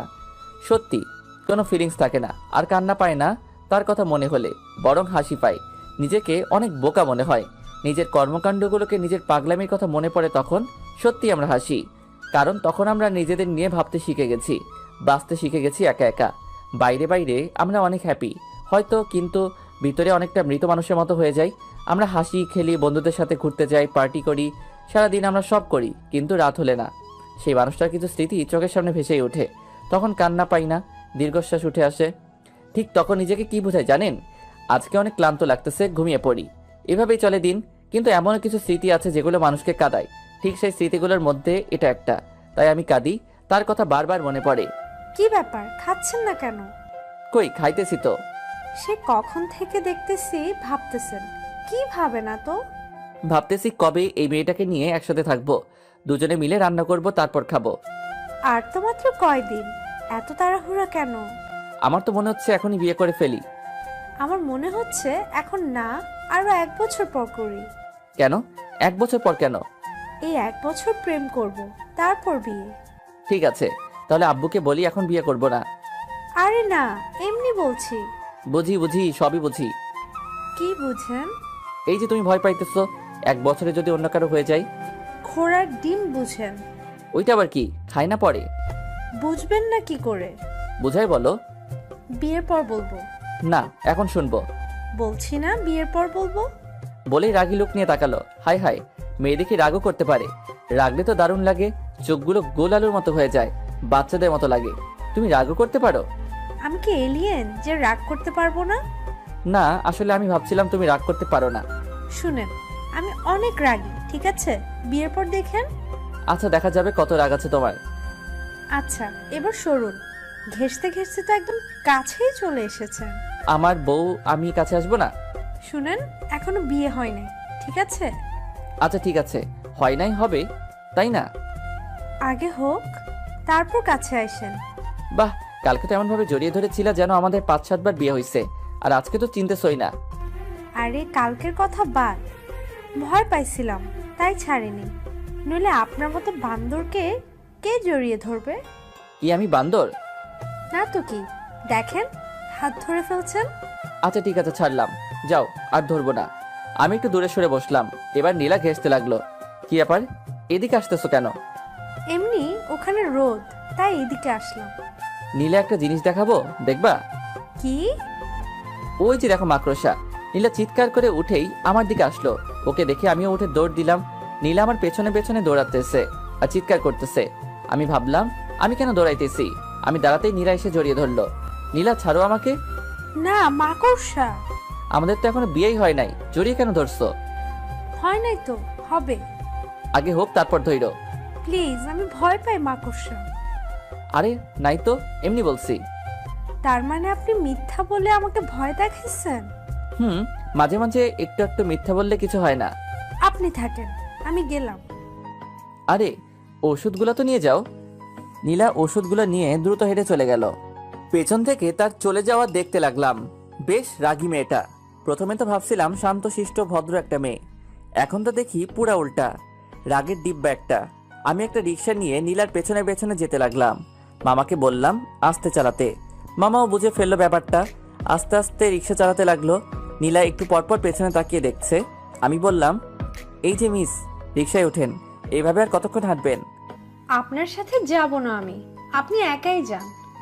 সত্যি যাবে না? না। এই মামা, জোরে টানো তো, একাই যাব। হঠাৎ নীলা রিক্সায় উঠে বসলো। মাঝখানে ব্যাগ দিয়ে রাখছে। 2বার ব্যাগ সরানোর চেষ্টা করলাম কিন্তু সফল হতে পারিনি। প্রতিবারই হাত সরিয়ে দিছে। বুঝলাম রাগ করছে। এখন রাগ কিভাবে ভাঙাবো? দেখি হাত ধরে রাগ ভাঙে কিনা। নীলার হাত ধরতেই ঝটকা মারলো। এরকম কেন করতেছো? তো কিরকম করব? এই সামান্য বিষয় নিয়ে এই রিয়াক্ট? ওকে মামা, রিক্সা থামাও। রিক্সা থেকে নেমে ভাড়াটা দিয়ে বললাম, উনি যেখানে যেতে চায় সেখানে নামিয়ে দিও। বলেই সামনের গলি দিয়ে হাঁটতে লাগলাম। সন্ধ্যা হয়ে গেছে বাসায় আসতে আসতে। বাসায় এসে ফোনটা অফ করলাম। রাগ হইতেছে প্রচুর। সামান্য বিষয় নিয়ে কেউ এত রিয়াক্ট করে? যাই হোক, 2 দিন আর ফোন অন করব না। সারা রাত ফোন বন্ধ করে রাখলাম। পরের দিন ঘুম থেকে উঠে ফোন অন করে দেখি অনেকগুলো মিসড কল। নীলা কল দিছিল, এর মধ্যে আবার নীলিমার কলও আছে দেখতেছি। নীলিমার নাম্বারে কল ব্যাক করলাম। হ্যাঁ, কল দিছিলা? কেন? এমনি একটা কথা বলার ছিল। কি কথা বলো? আসলে আমি চাই না তুমি নীলাকে বিয়ে করো। কেন? জানি না, তবে আমি তোমাদের মেনে নিতে পারছি না। প্লিজ তুমি বিয়েটা করো না। তুমিও তো আমার ভাইকে বিয়ে করতেছো, আমি কি কিছু বলছি? দেখো সবকিছু ফাইনাল, আর আমিও নীলাকে ভালোবাসি আর ওকে বিয়ে করব।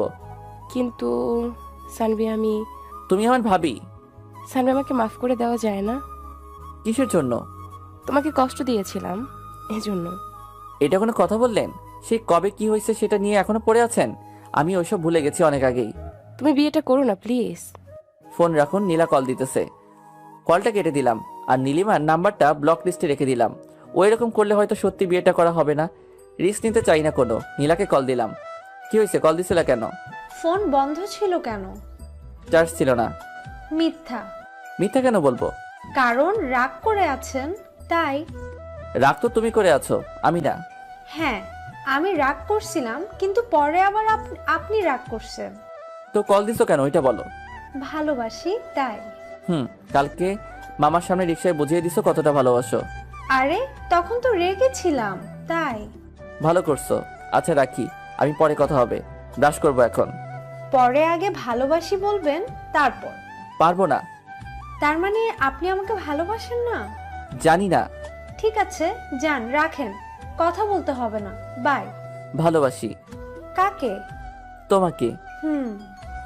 শোনো, আজকে রাতে তোমার বাসায় যাব আমি। কেন? একটা কাজ আছে। কি কাজ? এখন তো বলা যাবে না, এখন সারপ্রাইজ হিসেবে থাকুক। তো কখন আসবেন? সবাই যখন ঘুমাবে তখন। কেন সবাই ঘুমানোর পর কেন? এত কিছু জানতে হবে না, সারাদিন আর কথা হবে না, যা হওয়ার রাতে। বাই, রাখলাম। ফোনটা কেটে দিয়ে অফ করে ফেললাম। একটু ভয় ভয় থাকুক, দেখুক কেমন লাগে, বাকিটা রাতে হবে। সারাদিন ফোন বন্ধ করে রাখলাম, রাখি একটু চিন্তায়। তারপর হুট করে সারপ্রাইজটা দিয়ে দিব। সন্ধ্যা হতেই সব অ্যারেঞ্জমেন্ট করে ফেললাম। তারপর আস্তে আস্তে পা বাড়ালাম নীলার বাসার দিকে। ওর বাসার সবাই জানে যে এসব আমি করছি, ওরাও হেল্প করছে, শুধু নীলা জানে না। আমি নীলার বাসায় গিয়ে চুপ করে ওর রুমের ভিতর ঢুকে পড়লাম। গিয়ে লুকিয়ে পড়লাম ওর খাটের নিচে। কি করব, আর কোনো জায়গা নেই লুকানোর মতো। 8টা বেজে গেছে, নীলা আসেনি এখনো। কিছুক্ষণ পর নীলা আসলো, এসে বিছানায় বসলো। আমি চুপচাপ বসে আছি, নড়াচড়া করলাম না। নীলা বারবার জানালার দিকে যাচ্ছে, আবার বিছানায় আসছে। বিছানার নিচে এত মশা, কামড়ে সব লাল বানায় দিল। তারপরও দাঁত চেপে বসে আছি। ওখানে কতক্ষণ ছিলাম মনে নাই, হঠাৎ ঘুমিয়ে গেলাম। ঘুম ভাঙতে দেখে লাইট অফ।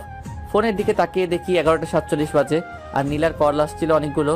ভাগ্যিস ফোন সাইলেন্ট করা ছিল, নইলে ধরা খেয়ে যেতাম। আস্তে আস্তে খাটের নিচ থেকে বের হয়ে আসলাম। ডিম লাইটের আলোয় মেয়েটা ঘুমাচ্ছে। আমি লাইটটা অফ করে দিলাম। জানালার পর্দাটা সরিয়ে দিতেই চাঁদের আলো এসে পড়লো নীলার মুখের উপর। কেমন যেন নীল সাদা একটা আবরণ, অদ্ভুত সুন্দর লাগছে ওকে। আমি ওর পাশে বসে এমন মায়াভরা একটা মুখ দেখতে পারবো ভাবিনি কখনো। আমার জন্য এটা উপরি পাওয়া। ফোনের দিকে আবারও তাকালাম, 11টা 56 বাজে। না, আর দেরি করা উচিত হবে না। নীলা গভীর ঘুমে আছে। আরো একটু সতর্কতার জন্য আর একটু চেক করে নিলাম। না, সত্যি ঘুমিয়ে গেছে। নীলাকে কোলে তুলে নিলাম। আস্তে আস্তে মেয়েটা নড়ে উঠলো। এত কম ওজন হবে ভাবিনি। খুব সহজেই তুলে ফেললাম। ভালো হয়েছে, বিয়ের পর যখন কোলে নিব তখন আর প্রবলেম হবে না। নীলাকে নিয়ে ছাদে উঠলাম। নীলিমা বাদে সেখানে সবাই আছে। নীলাকে নিয়ে এই অবস্থায় গিয়ে বেশ লজ্জার মধ্যে পড়ে গেলাম। আমি ভাবছিলাম এখনো কেউ আসেনি, কিন্তু এখানে তো সবাই আছে। ধুর, কি যে করি না আমি। আসলে ও ঘুমিয়ে আছে তো তাই। নীলার বাবা মা মুচকি মুচকি আসছে। 12টা 1 বাজতে সবাই চিৎকার করে উঠলো, হ্যাপি বার্থডে প্রিন্সেস নীলা। মেয়েটা ভয় পেয়ে আমাকে জড়িয়ে ধরে আছে। আমি কি করবো বুঝতেছি না। অবশ্য স্বাভাবিক হতেই নীলা আমাকে ছেড়ে দিল, তারপর কেক কাটলো। কিছুক্ষণ পর সবাই চলে গেল, শুধু আমি আর নীলা আছি। নীলা দৌড়ে এসে জড়িয়ে ধরলো, তারপর মারতে লাগলো আমাকে। এ কি, মারছো কেন? তো কি করব, আপনি অনেক পচা। কেন, আমি আবার কি করলাম? জানেন কতটা টেনশনে ছিলাম, আর আব্বুর সামনে এইসব কি? কোন সব? ওই যে কোলে করে আনলেন কেন? তুমি কিভাবে জানলা? ওয়েট, তুমি কি জেগেছিলা? জেগেছিলাম, যখন কোলে তুললেন তখন ঘুম ভেঙে গেছিল। তার মানে তুইও খেলছো? তো আপনি এত সব করলেন, আমি কি শুধু চুপ করে শুয়ে থাকতে পারবো না? আর আমার তো ভালোই লাগতেছিল। মানে কি? দাঁড়াও, দেখাচ্ছি মজা। আলতো করে নীলার হাতটা ধরলাম। নীলা কেমন যেন শিউরে উঠলো। জোরে একটা টান দিতে নীলা আমার কাছে চলে আসলো, অনেকটা কাছে। নীলাকে কোলে তুলে নিতেই বুঝলাম মেয়েটা কাঁপতেছে। চাঁদের আলোয় আবারও সেই অসম্ভব সুন্দর মেয়েটাকে দেখছি আমি। হঠাৎ ছাদে কারো প্রবেশে নীলাকে নামিয়ে দিলাম আমি। তাকিয়ে দেখি নীলিমা। ইস, ছেড়ে দিয়ে কি ভুলটা করলাম। আর একটু দেখলে ভালো হতো, বেশ চলতো। কি হচ্ছে এখানে সব? আপু কিছু না। চুপ, তুই রুমে যা। কিন্তু যেতে বলছি না? একটু ধমকের সুরে বলল নীলিমা। আবার কি গন্ডগোল করবে কে জানে। নীলা মাথা নিচু করে চলে গেল। সানবি, কি হচ্ছে এসব? কি হবে, একটু প্রেম করছিলাম আর কি। আমি বলেছিলাম বিয়েটা না করতে, আর তুমি কি করছো? দেখো, বিয়ে করা না করাটা আমার পার্সোনাল ব্যাপার। এখন তোমার বোনও যদি তুমি ইচ্ছে করে বিয়েটা ভেঙে দিতেই পারো, তবে আমি তোমাকে বিয়ে করব না। নীলাকে ভালোবেসে ফেলেছি আমি। সানবি, মনে পড়ে কি এমন একটা রাত আমাদের কাটানোর কথা ছিল? তুমি বলেছিলে আমাকে কোনো এক বার্থডেতে তুমি আমাকে এভাবেই উইশ করবে। সব ভুলে গেছো? ভুলি না বলে আমার ইচ্ছাটা পূরণ করে নিলাম, শুধু মানুষটা ভিন্ন। আর এসব কথা ব্রেকআপের সময় মনে ছিল না? ব্রেকআপের পর তো একদিনও জিজ্ঞেস করলি কেমন আছি আমি, তখন তো একবার এসব কথা মনে হয় নাই। তাহলে এখন কেন? তখন অগোছালো ছিলাম তাই। নীলিমা চুপচাপ দাঁড়িয়ে আছে, বুঝলাম কাঁদতেছে মেয়েটা। আমিও কিছু বলবো না, আর যা সত্যি সেটাই বলেছি। কেঁদে কি লাভ? বুঝতে পারলাম না তারও তো বিয়ে হচ্ছে, আমার জ্বলে না, তাহলে তার কেন জ্বলে? বুঝি না এমন কেন মেয়েরা। নীলিমার ওপর রাগ আর একটু বিরক্ত লাগে আমার। ছাদের কোণে গিয়ে সিগারেট ধরালাম। নীলিমার এতেও জ্বলে উঠে প্রশ্ন করে, সিগারেট কেন খাচ্ছো? এমনি। এর কারণে বলতে হবে নাকি? না, এমনি জিজ্ঞাসা করলাম। দেখো নীলিমা, একটা কথা বলি। আমিও বিয়ে করতেছি আর তুমিও করতেছো, তাহলে সমস্যাটা কোথায়? কই, আমার তো সমস্যা হচ্ছে না। জানি না, কিন্তু তুমি অন্য কারো হয়ে যাচ্ছ, এটা আমি মেনে নিতে পারছি না। তুমি তো বারবার অন্য কারো হয়ে গেছো। আমি কি বলেছি কিছু? সামনে পুরোনো কথা কেন টানছো? কারণ তুমি মনে করিয়ে দিচ্ছ, তাই তোমার প্রত্যেকটা কথা বিষের মতো লাগে আমার কাছে। যাই বলো সেই পুরোনো কথাই মনে পড়ে যায়। তুমি প্লিজ আর আমাকে কিছু বলো না। তুমিও বিয়ে করো, আমিও করি। পুরোনো সব শেষ এখানেই। আগে যা হয়েছে সব ভুলে যাও, নতুন করে শুরু করো। সানবি, তুমি এসব কি বলছো? যা সত্যি তাই বলছি। আমি আসি এখন। আমি ছাদ থেকে নেমে আসতেই নীলিমা কেঁদে ওঠে। নিজের ভুলের জন্যই হারিয়ে ফেলছে আজ আমাকে। আজ তার চোখের সামনেই অন্য মেয়ের সাথে প্রেম করে বেড়াচ্ছি, আর বিয়েটাও তাকেই করব। সবচেয়ে বড় কথা হলো মেয়েটা তারই বোন। মেনে নেওয়া খুব কঠিন। আমিও এটাই চাই, তার জ্বলুক, জ্বলতে জ্বলতে পুড়ে যাক তার হৃদয়, যেমনটা আমার পুড়েছে। নিচে নামতেই নীলা আমার হাত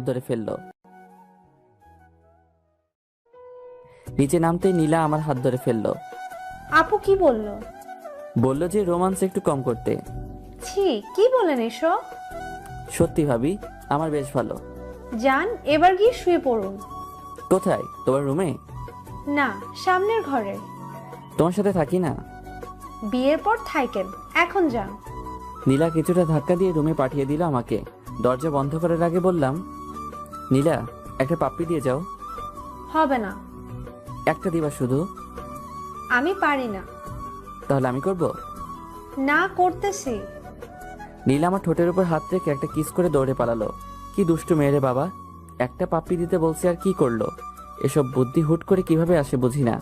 মেয়েটার সাথে যতই সময় কাটাচ্ছি ততই তার মায়া জড়িয়ে যাচ্ছি, তার কাজগুলো মনে রাখার মতোই। আমিও বা কম কিসে, একসাথে দুইটা মেয়েকে হ্যান্ডেল করতে হচ্ছে। আবার নীলিমার কথা উঠে আসতেই বুকের ভিতরে চিনচিনে ব্যথাটা একটু মোচড় দিল।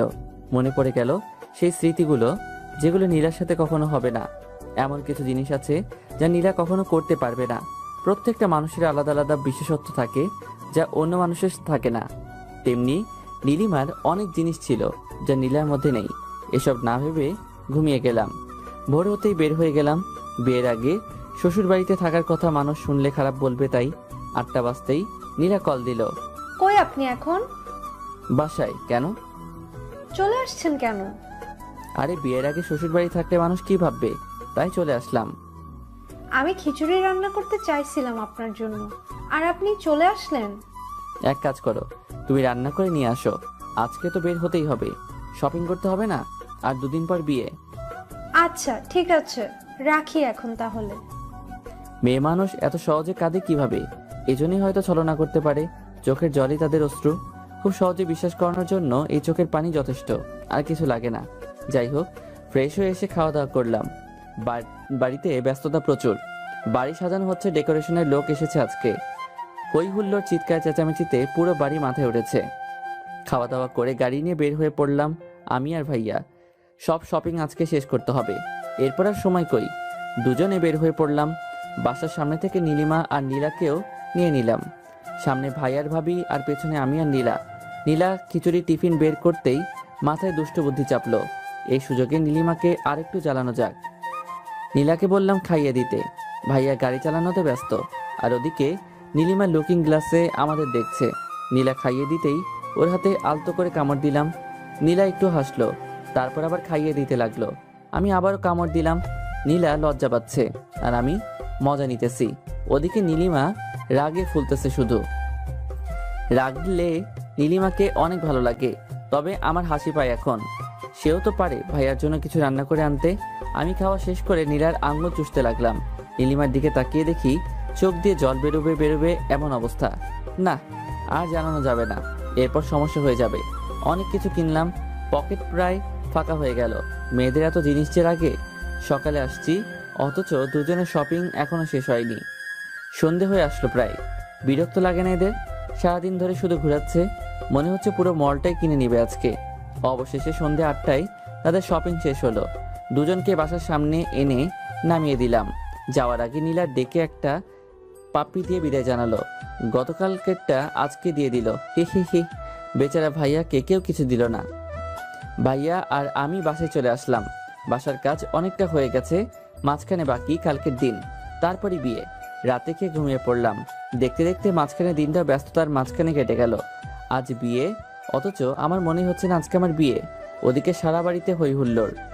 রুহি একটু পরপর এসে জ্বালাচ্ছে, অথচ আমার মনে হচ্ছে জীবনের একটা পার্ট আজকে হারিয়ে ফেলবো। আজকে তো খুশি থাকার কথা, তবে আমার কেন জানি কষ্ট হচ্ছে।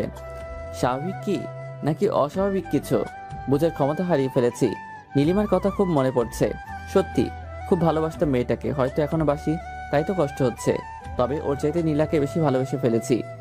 যাই হোক, যা হওয়ার হয়ে গেছে, এসব ভেবে কাজ নেই। সন্ধে হয়ে আসতেই রওনা দিলাম। আধা ঘন্টার রাস্তা মাত্র। গাড়ি নিয়ে গেলে আরো কম সময় লাগে। পৌঁছে গেলাম খুব তাড়াতাড়ি। বাড়িটা সুন্দর করে সাজানো হয়েছে। হয়তো মেয়েটাও আজ সুন্দর করে সেজেছে, আমার জন্য সেজেছে। ভাবতেই অবাক লাগছে, বিয়ে করতে চলে আসলাম। ভাইয়া আর আমি একসাথে বিয়ে করতে আসছি। সবার কাছে কেমন যেন ব্যাপারটা জানি না, তবে আমার লজ্জা লাগছে। খাওয়া দাওয়া শেষে বিয়ের কাজ শুরু হলো। সামনে বসে আছে নীলা আর নীলিমা, আর পাশাপাশি আমি আর ভাইয়া। নীলিমার দিকে তাকিয়ে দেখলাম চোখে জল, আর নীলার চোখে মুখে লজ্জা আর হালকা হাসির ছাপ। দুজনের মনে দুরকম কিছু চলছে বুঝতে পারি। নীলার দিকে তাকিয়ে আরো একবার মুগ্ধ হলাম। চোখ সরাতে ইচ্ছে করছে না, তবে কি করব? এত মানুষের মাঝে এভাবে তাকিয়ে থাকলে সবাই কি ভাববে? চোখ নামিয়ে নিলাম। নীলিমার দিকে তাকিয়ে দেখি কেমন মায়াভরা দৃষ্টিতে তাকিয়ে আছে আমার দিকে। ইচ্ছে হচ্ছিল জড়িয়ে ধরে মেয়েটাকে বলি আমিও তোমাকে চাই, কিন্তু জেদটা তখনই নাড়া দিয়ে উঠলো আবারও। আর নীলাকে ছাড়াও আমার পক্ষে সম্ভব না। এরকম হাজারো চিন্তা ভাবনা ঘুরতে লাগলো মাথায়। বিয়ের কাজও সম্পূর্ণ হলো। কবুল বলার সময় নীলিমার দিকে তাকিয়ে দেখলাম কাঁদতেছে। সবাই ভাবতেছে একটা কারণে কাঁদছে, কিন্তু আমি তো জানি কান্নার আরেকটা কারণও রয়েছে। কতটা আমার বুকেও আঘাত করছে। সে অন্য কারো হয়ে যাবে যতই জেদ হোক। ভালো তো বাস্তব, তাকে কষ্ট দিয়ে আমারও কষ্ট হচ্ছে। তবে নীলার দিকে তাকিয়ে সব ভুলে যাচ্ছি বারবার। এরপর কি হবে? বিয়ে তো হয়ে গেল। বউ নিয়ে বাসায় ফিরলাম। বউকে কোলে করে রুমে নিয়ে যেতে হবে, এটাই নাকি নিয়ম। আগে কখনো বিয়ে করিনি তো, তাই জানি না। নীলাকে কোলে করে রুমে এসে নামিয়ে দিলাম। সবাই রুমে ঢুকলো, আমি বাইরে বেরিয়ে আসলাম। লজ্জা লাগছিল অনেক। নীলার কেমন লাগছে এখন? এতগুলো অচেনা মানুষ ঘিরে আছে তাকে। আমার থাকাটা জরুরি ছিল। এদিকে আমার তো চলছে একটু একটু নীলিমার কথা ভেবে। ওকে নিয়ে তো কত স্বপ্ন দেখেছিলাম। বিয়েটা তো ওকে করতে চেয়েছিলাম, কিন্তু তার একটা ভুল সিদ্ধান্ত সব কিছু বদলে দিল। আচ্ছা আমার ভাবি, চাইলেও আর সেই নীলিমা নামটা বলে ডাকতে পারবো না, ডাকতে হবে ভাবি বলে। তুমি তো ভাবছো আমি নীরব, আমার নীরবতাটা দেখলে, কিন্তু ভিতরের অস্থিরতাটা কখনো দেখলে না তুমি, বুঝলেও না কখনো, আর কখনো বোঝার সুযোগটাও পাবে না। আমার অস্থিরতা বোঝার একজন পেয়ে গেছি, যেমনটা তুমিও পেয়েছো। ভাইয়া তোমাকে অনেক ভালোবাসবে, অনেক। ভালো থেকো তুমি। ভাবতে ভাবতে চোখের কোণে জল এসে গেছিল। আসলে যতই ভুলে গিয়ে ভালো থাকার অভিনয় করি না কেন, ভালোবাসার মানুষকে কখনো ভুলে গিয়ে ভালো থাকা যায় না। যেটা হয় শুধুই অভিনয়, আর এই অভিনয়ের ভালো থাকার উপরেই অনেক মানুষ বেঁচে আছে, অনেক সত্য চাপা পড়ে যাচ্ছে এই অভিনয়ের ভালো থাকার উপর। আমাদের সত্যিটা চাপা পড়ে গেছে, কেউ জানে না আমি নীলিমাকে ভালোবাসতাম। সবাই বের হয়ে যেতে বন্ধুগুলো আসলো, এসে রুমে ঢুকিয়ে দিল। 12টা বেজে গেছে প্রায়। দরজা বন্ধ করে গুটি গুটি পায়ে আগানোর চেষ্টা করছি, কিন্তু আজ হঠাৎ ভয় লাগছে মেয়েটাকে দেখে। কি হবে এসব ভেবে ঘাম ছুটে গেছে আমার। এতদিন তো খুব কাছে যাওয়ার চেষ্টা করতাম, আজ কাছে পেয়েও ভয় লাগছে কেন। সব ভয় কাটিয়ে মেয়েটার পাশে বসলাম। মেয়েটার গালে হাত রেখে বললাম, উজু করে এসো, নামাজ পড়বো দুজনে। মেয়েটা চুপচাপ উঠে গেল। আমার উদ্দেশ্যে দুইটা, প্রথমত নামাজ পড়বো দুজনে, আর দ্বিতীয়ত মেয়েটার এই মেকআপ ভরা মুখটা আমি দেখবো না আর। এমনিতেই অনেক ভালো লাগে ওকে, মেকআপ করে আসল সৌন্দর্যটা ঢাকা পড়া মেয়েটাকে আমি দেখতে চাই না। নীলা আসতেই আমি অজু করে আসলাম, যাই নামাজটা নিচে রেখে দুজনে পাশাপাশি দাঁড়ালাম। তারপর নামাজটা আদায় করে নিলাম, মনটা ফ্রেশ হয়ে গেল। সব দুঃখ কষ্ট সব অতীত ভুলে নামাজ দিয়ে দুজনে নতুন জীবন শুরু করলাম। নীলার মাথায় হাত রাখতেই লজ্জায় লাল হয়ে গেল। আমি নীলার হাত ধরে বললাম, আজকে কি পাবো ওইটা, কোনটা? যেটার জন্য এতদিন অপেক্ষা করেছিলাম? আপনার ইচ্ছা। তুমি এমন করলে কিভাবে হবে? আমি আবার কি করলাম? লজ্জা কেন পাচ্ছ? এতদিন তো খুব মজা নিলা, আর আজকে লজ্জা পাচ্ছ? কি বলেন এগুলা? দাঁড়াও দেখাইতেছে কি বলি। বলি নীলাকে কোলে তুলে নিলাম। নীলা লজ্জায় চোখ বন্ধ করে আছে, ওর চোখের পাতা একটা কিস করলাম। নীলা শক্ত করে আমার গলাটা চেপে ধরলো। ছাদে যাবা? আচ্ছা চলো। নীলাকে কোলে নিয়ে ছাদে উঠলাম, কিন্তু এ কি, ছাদে তো আরো দুজন চলে এসেছে আগে থেকেই। ভাইয়ার বুকে মাথা রেখে নীলিমা হাসছে আর কথা বলছে। এই দৃশ্য দেখে বুকের ভিতর চিনচিনে ব্যথাটা আবারও নাড়া দিতে লাগলো। আমার কাছেও তো নীলা আছে, তবে তার জন্য জেলাস কেন লাগছে? আমার নিজেকে সামলাতে হবে, আরো শক্ত করতে হবে নিজেকে। নীলাকে নিয়ে ছাদে উঠতে ভাইয়া পেছনে তাকালো। কিরে তোরা এখানে? আমিও তো সেটাই বলি, তুমি এখানে? তোর ভাবিকে নিয়ে চাঁদ দেখতে এলাম। আমিও আমার বউকে নিয়ে এলাম। আয় বস। না, আমি ওদিকে বসি, তুমি প্রেম করো। আমাদের কথা শুনে নীলিমা পেছনে তাকালো। নীলা আমার কোলে, আর নীলিমা তাকিয়ে আছে আমার মুখের দিকে। নীলাকে নিয়ে ছাদেরও ওই পাশটায় গেলাম। নীলাকে নামিয়ে দিয়ে ওর কানে কানে বললাম, আমাদের ছাদে বাসর করার প্ল্যানটা গেল। তো রুমে চলুন, এখানে ভাইয়া আপু আছে, ওদের সামনে প্রেম করা যাবে না। কথা খারাপ বলনি, দেখি ভাইয়াকে পাঠাতে পারি কিনা। দরকার নেই, আপনি রুমে চলুন, আজকে আপনার পাওয়ার দেখব। খুব তো বলতেন। কি বলতাম? কিছু না, চলুন তো। নীলা এক প্রকার টেনে হিস্ট্রে নিয়ে আসলো আমাকে রুমে। নীলিমা এক সেকেন্ডের জন্য নজর সরায়নি আমার কাছ থেকে। মেয়েটার কি জ্বলছে হয়তো। নীলা রুমে এসে দরজা বন্ধ করে দিল, তারপর মাথার চুলগুলো ছেড়ে দিল। আমার পছন্দের জিনিস তার এলোমেলো চুল, লোভ সামলাতে পারলাম না, চুলে নাম ডুবিয়ে দিলাম। মাতাল করে গন্ধে পাগল হয়ে গেলাম, কেমন একটা নেশায় আছি মনে হচ্ছে। নীলার গাড়ে কিস করতেই নীলা আমার পিঠ কামচে ধরল। নীলাকে ধাক্কা দিয়ে বিছানায় ফেলে দিলাম, তারপর তার কাছে চলে গেলাম। তার হার্টবিটের শব্দ যেন আমার হৃৎপিণ্ড থেকে বের হচ্ছে, এরকম মনে হচ্ছে। বাকিটা ইতিহাস নামক বইয়ের 724 নম্বর পৃষ্ঠা থেকে পড়ে নিয়েন। পরের দিন সকাল হতে নীলাকে পাশে দেখলাম না। প্রতিটা মেয়ের মতো সেও তার বাসর শেষে সকালবেলা গোসল করতে গেছে। মুচকি এসে ঘুম থেকে উঠলাম। এরকম মুচকি এসে ঘুম থেকে ওঠা মানে আজকে সারাটা দিন ভালো কাটবে। হঠাৎ মাথায় একটা দুষ্টু বুদ্ধি চাপলো। বাথরুমে নক করলাম। নীলা বুঝতে পেরে দরজা খুলে দিল। ভিতরে ঢুকে যা দেখলাম তার জন্য প্রস্তুতি ছিলাম। হি হি হি। নীলাকে রাতে দেখা হয়নি ভালোভাবে, এখন দেখে নেই ইচ্ছে মতো। একসাথে গোসল করে বের হলাম। নীলা একটা কিস করে চলে গেল। আমি জিজ্ঞেস করলাম কোথায় যাও? সে বলল রান্নাঘরে।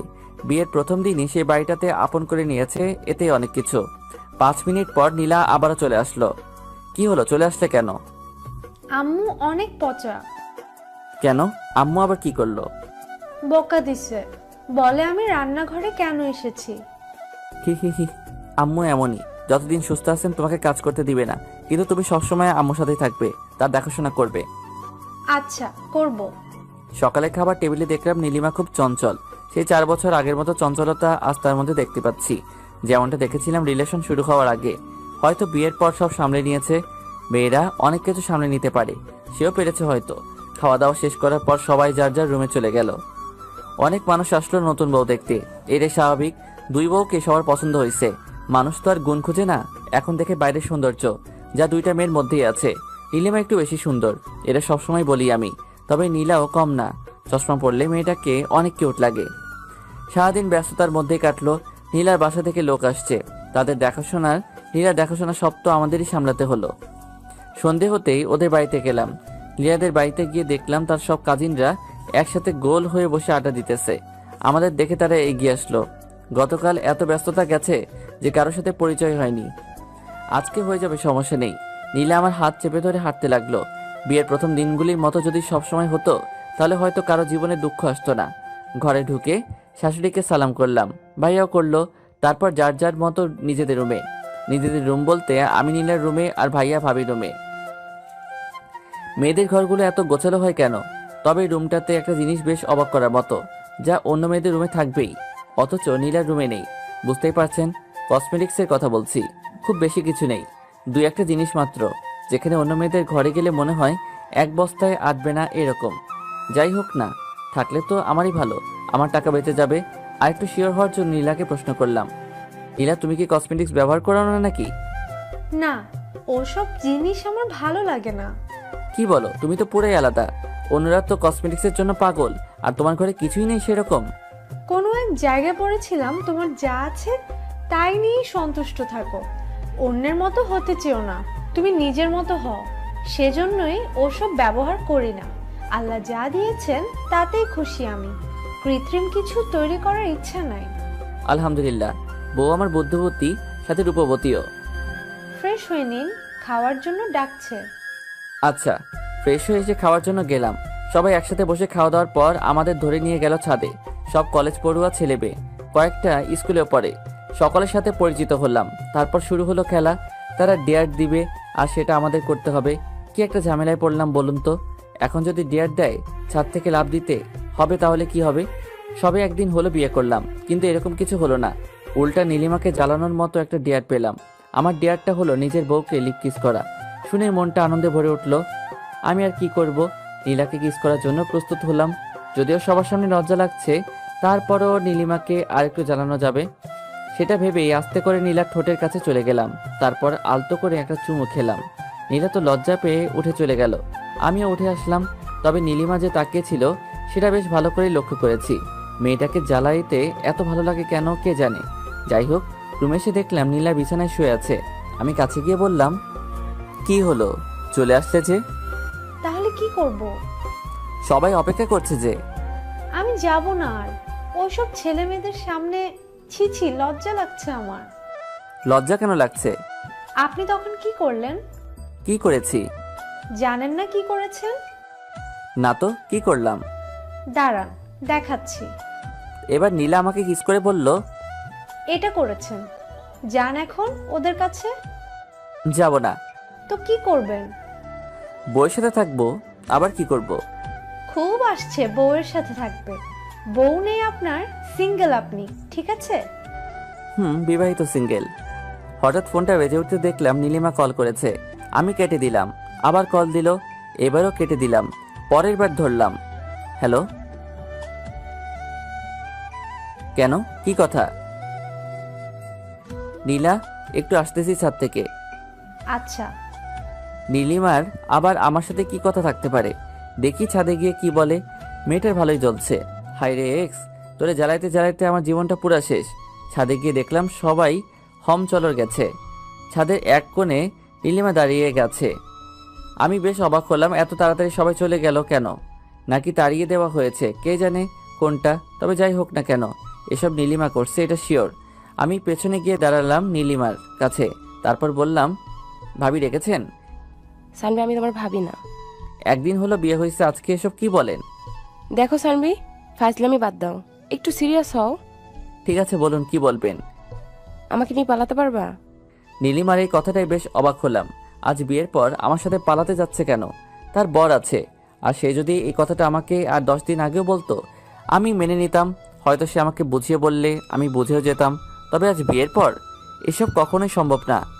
তার আরও একটা কারণ, নীলা যাকে হৃদয়ের বাকি জায়গাটুকু দিয়ে দিছি, এখন নীলিমার এই প্রস্তাব কখনোই মেনে নেওয়া সম্ভব না। কি হলো, চুপ করে আছো কেন? আমার কথার উত্তর দাও। দেখো নীলিমা, তুমি যা বলছো তা কখনোই সম্ভব না। এখন তুমি এই কথাটা আমাকে 10 দিন আগে বললেও আমি মেনে নিতাম। সত্যি সত্যি তোমার হাত ধরে পালিয়ে যেতাম। তখনও নীলাকে ভালোবাসিনি আমি। আর এখন তোমার স্বামী আমার ভাই, তোমার বোন আমার বউ। তুমি জানো আমি তোমাকে অনেক ভালোবাসি, নীলাকেও অনেক ভালোবাসি। তবে তোমার মতো কাউকে ভালোবাসতে পারবো না। তোমার চাইতে একটু কম থেকেই যাবে কোন একটা জায়গায়। আমি শুধু এইটুকুই বলবো, তুমি ভাইয়াকে নিয়ে ভালো থাকো আর আমি নীলাকে নিয়ে। সানভি, তুমি আমাকে ভালো থাকতে দিচ্ছ? আমি যখনই তোমাকে ভুলে যেতে চাই তখনই তুমি আমার সামনে চলে আসো। নীলার সাথে এমন করো যেটা আমার অতীত মনে করিয়ে দেয়। ভুলতে পারি না, কষ্ট হয়। তো এখন কি চাও সেটা বলো। কি করলে তুমি ভালো থাকবে ভাইয়াকে নিয়েই? পালাতে তো পারবা না, তাই না? হুম। তাহলে তুমি এই শহর ছেড়ে দাও, নীলাকে নিয়ে ঢাকা চলে যাও তুমি। কিন্তু নীলা আমার সাথে গেলে আব্বু আম্মুর দেখাশোনা কে করবে? সানভি, আমি আছি। আর তুমি জানো আমি কেমন মেয়ে, কখনো সামান্য কষ্ট পেতে দিব না তোমার আব্বু আম্মুকে। ঠিক আছে, তাহলে তুমি যা বলবে তাই হবে। আমিও চাই সবাই ভালো থাকুক। আর মাফ করে দিও তোমাকে এতদিন জ্বালানোর জন্য। মাফ আমাকে করে দিও। সেদিন ব্রেকআপ না করলে আজ এখানে দাঁড়াতে হতো না। নিজের মনকে প্রশ্ন করেছিলাম বারবার, কেন করেছিলাম এরকম। কোনো উত্তর পাইনি। হইছে, ছাড়ো এসব কথা, আমি যাচ্ছি বলে ছাদ থেকে নেমে এলাম। ভীষণ কান্না পাচ্ছে নীলিমার কথা শুনে। ভালোবাসতাম মেয়েটাকে, প্রচুর পরিমাণ ভালোবাসতাম। সারাদিন যাই করি না কেন দিন শেষে ঠিকই ভাবতাম মেয়েটা ঠিক আছে তো। কেটে গেল আরও কিছুদিন। বিয়ের সব ঝামেলা শেষ হয়েছে গতকাল। ভাবতেছি আজ সন্ধ্যায় ঢাকা চলে যাব। কাউকে জানাইনি কিছু, এমনকি নীলাও জানে না। এই কয়েকদিন নীলিমাকে আর বিরক্ত করিনি, সব কিছু চুপচাপ। আজ সকালে খাওয়ার টেবিলে সবাই যখন উপস্থিত হলো তখন কথাটা বলেই ফেললাম, আব্বু আমাকে ঢাকা যেতে হবে। কেন? আমার ছুটি শেষ, তাই যেতে হবে। কিন্তু আরো কয়দিন তো বাকি ছিল। হ্যাঁ, কিন্তু জরুরি কাজ পড়ে গেছে তো, তাই যেতেই হবে আব্বু। আমি ভাবছিলাম তুই আমার জায়গাটায় নিজে কাজ করবি। আব্বু ভাইয়া আছে, ভাইয়া করবে, আমাকে যেতেই হবে। আচ্ছা যা, কি আর বলবো। তা বৌমাকে সাথে করে নিয়ে যাবি? নিয়ে যাব ভাবছি। এখন তোমরা যা বলবা সেটাই হবে। নিয়ে যাই ভালো। তুই ওখানে একা থাকবি আর নীলাও এখানে একাই থাকবে। এর চাইতে ভালো তুই নিয়ে যা। ঠিক আছে আব্বু। এই তো আজকে সন্ধ্যায় লক্ষ্য করলাম নীলা আর নীলিমা দুজনে আমার দিকে তাকিয়ে আছে। নীলা তো জানেই না এসব, অবাক হওয়ারই কথা। তবে নীলিমা কি ভাবতেছে সেটাও আমি জানি। ও ভাবতেছে ছেলেটাকে বললাম আর সব মেনে নিল। আসলে আমি এমনই, সেই প্রথম থেকে নীলিমার অন্যায় আবদার বাদে সব কথাই আমি রেখেছি, আজ এটাও রাখলাম। সন্ধে হলেই ফিরে যাব ঢাকায়, রেখে যাব সব স্মৃতি। খাওয়া শেষ করে রুমে আসতে নীলা বলল, আমরা কেন যাব? এখানেই তো ভালো, সবাই আছে, কত মজা হয় সবার সাথে থাকতে। আমি নীলার হাত ধরে একটা চুমু খেয়ে বললাম, নীলা আমাদের ঢাকা যাওয়াটা খুব দরকার, তুমি না করো না প্লিজ। ঠিক আছে, সব আপনার ইচ্ছা। নীলিমার সাথে সারাদিন আর দেখা হয়নি, আর হয়তো কথা হবেও না। সন্ধে হয়ে গেছে, সবকিছু গুছিয়ে নিয়েছি, এবার রওনা দিতে হবে। নীলিমাকে দেখলাম দরজার সামনে দাঁড়িয়ে আছে। তার কথাতেই আজই শেষ হতে চলেছে নীলিমা নামের কালো অধ্যায়টা। নীলিমার চোখে জল, সবার সামনে লুকিয়ে রাখার চেষ্টা করছে, কিন্তু আমি তার সবকিছু বুঝতে পারি আজও। তার চোখের কোণে জলটা কেউ ধরতে না পারলেও আমি ঠিকই পেরেছি। কোনো এক কারণে আমার হৃদয়টা আজও ক্ষতবিক্ষত। পরাজিত সৈনিকের মতোই আমিও যে আত্মসমর্পণ করে নিয়েছি। আজ হঠাৎ মনে হচ্ছে হয়তো নীলিমাকে বিয়ে করলেও পারতাম। মেয়েটাকে তো ভালোবাসতাম খুব। গাড়ি ছেড়ে দিচ্ছে, চোখের সামনে মানুষগুলো আস্তে আস্তে দূরে চলে যাচ্ছে, অস্পষ্ট হয়ে উঠছে সবকিছু। নীলা আমার কাঁধে মাথা রেখে চোখ বন্ধ করে আছে। মেয়েটার নিষ্পাপ ভালোবাসার জন্যই তো নীলিমা নামের অধ্যায়টা মুছে গেল। সত্যি আজ শেষ হয়ে গেল নীলিমা নামের কালো অধ্যায়টা। এক্স নামক কালো ছায়াটা আর কালো করতে পারবে না আমাদের জীবনকে। তবু সে ছিল, আছে, থাকবে। হয়তো মনের একটা কোণে অযত্নে থেকে যাবে, পরিষ্কার করা হবে না, তবুও থেকে যাবে। কারণ এক্সদের ভোলা যায় না কখনো, বলে থাকার অভিনয় করা যায় মাত্র। আর সেই অভিনয়ে আমরা বেশ দক্ষ।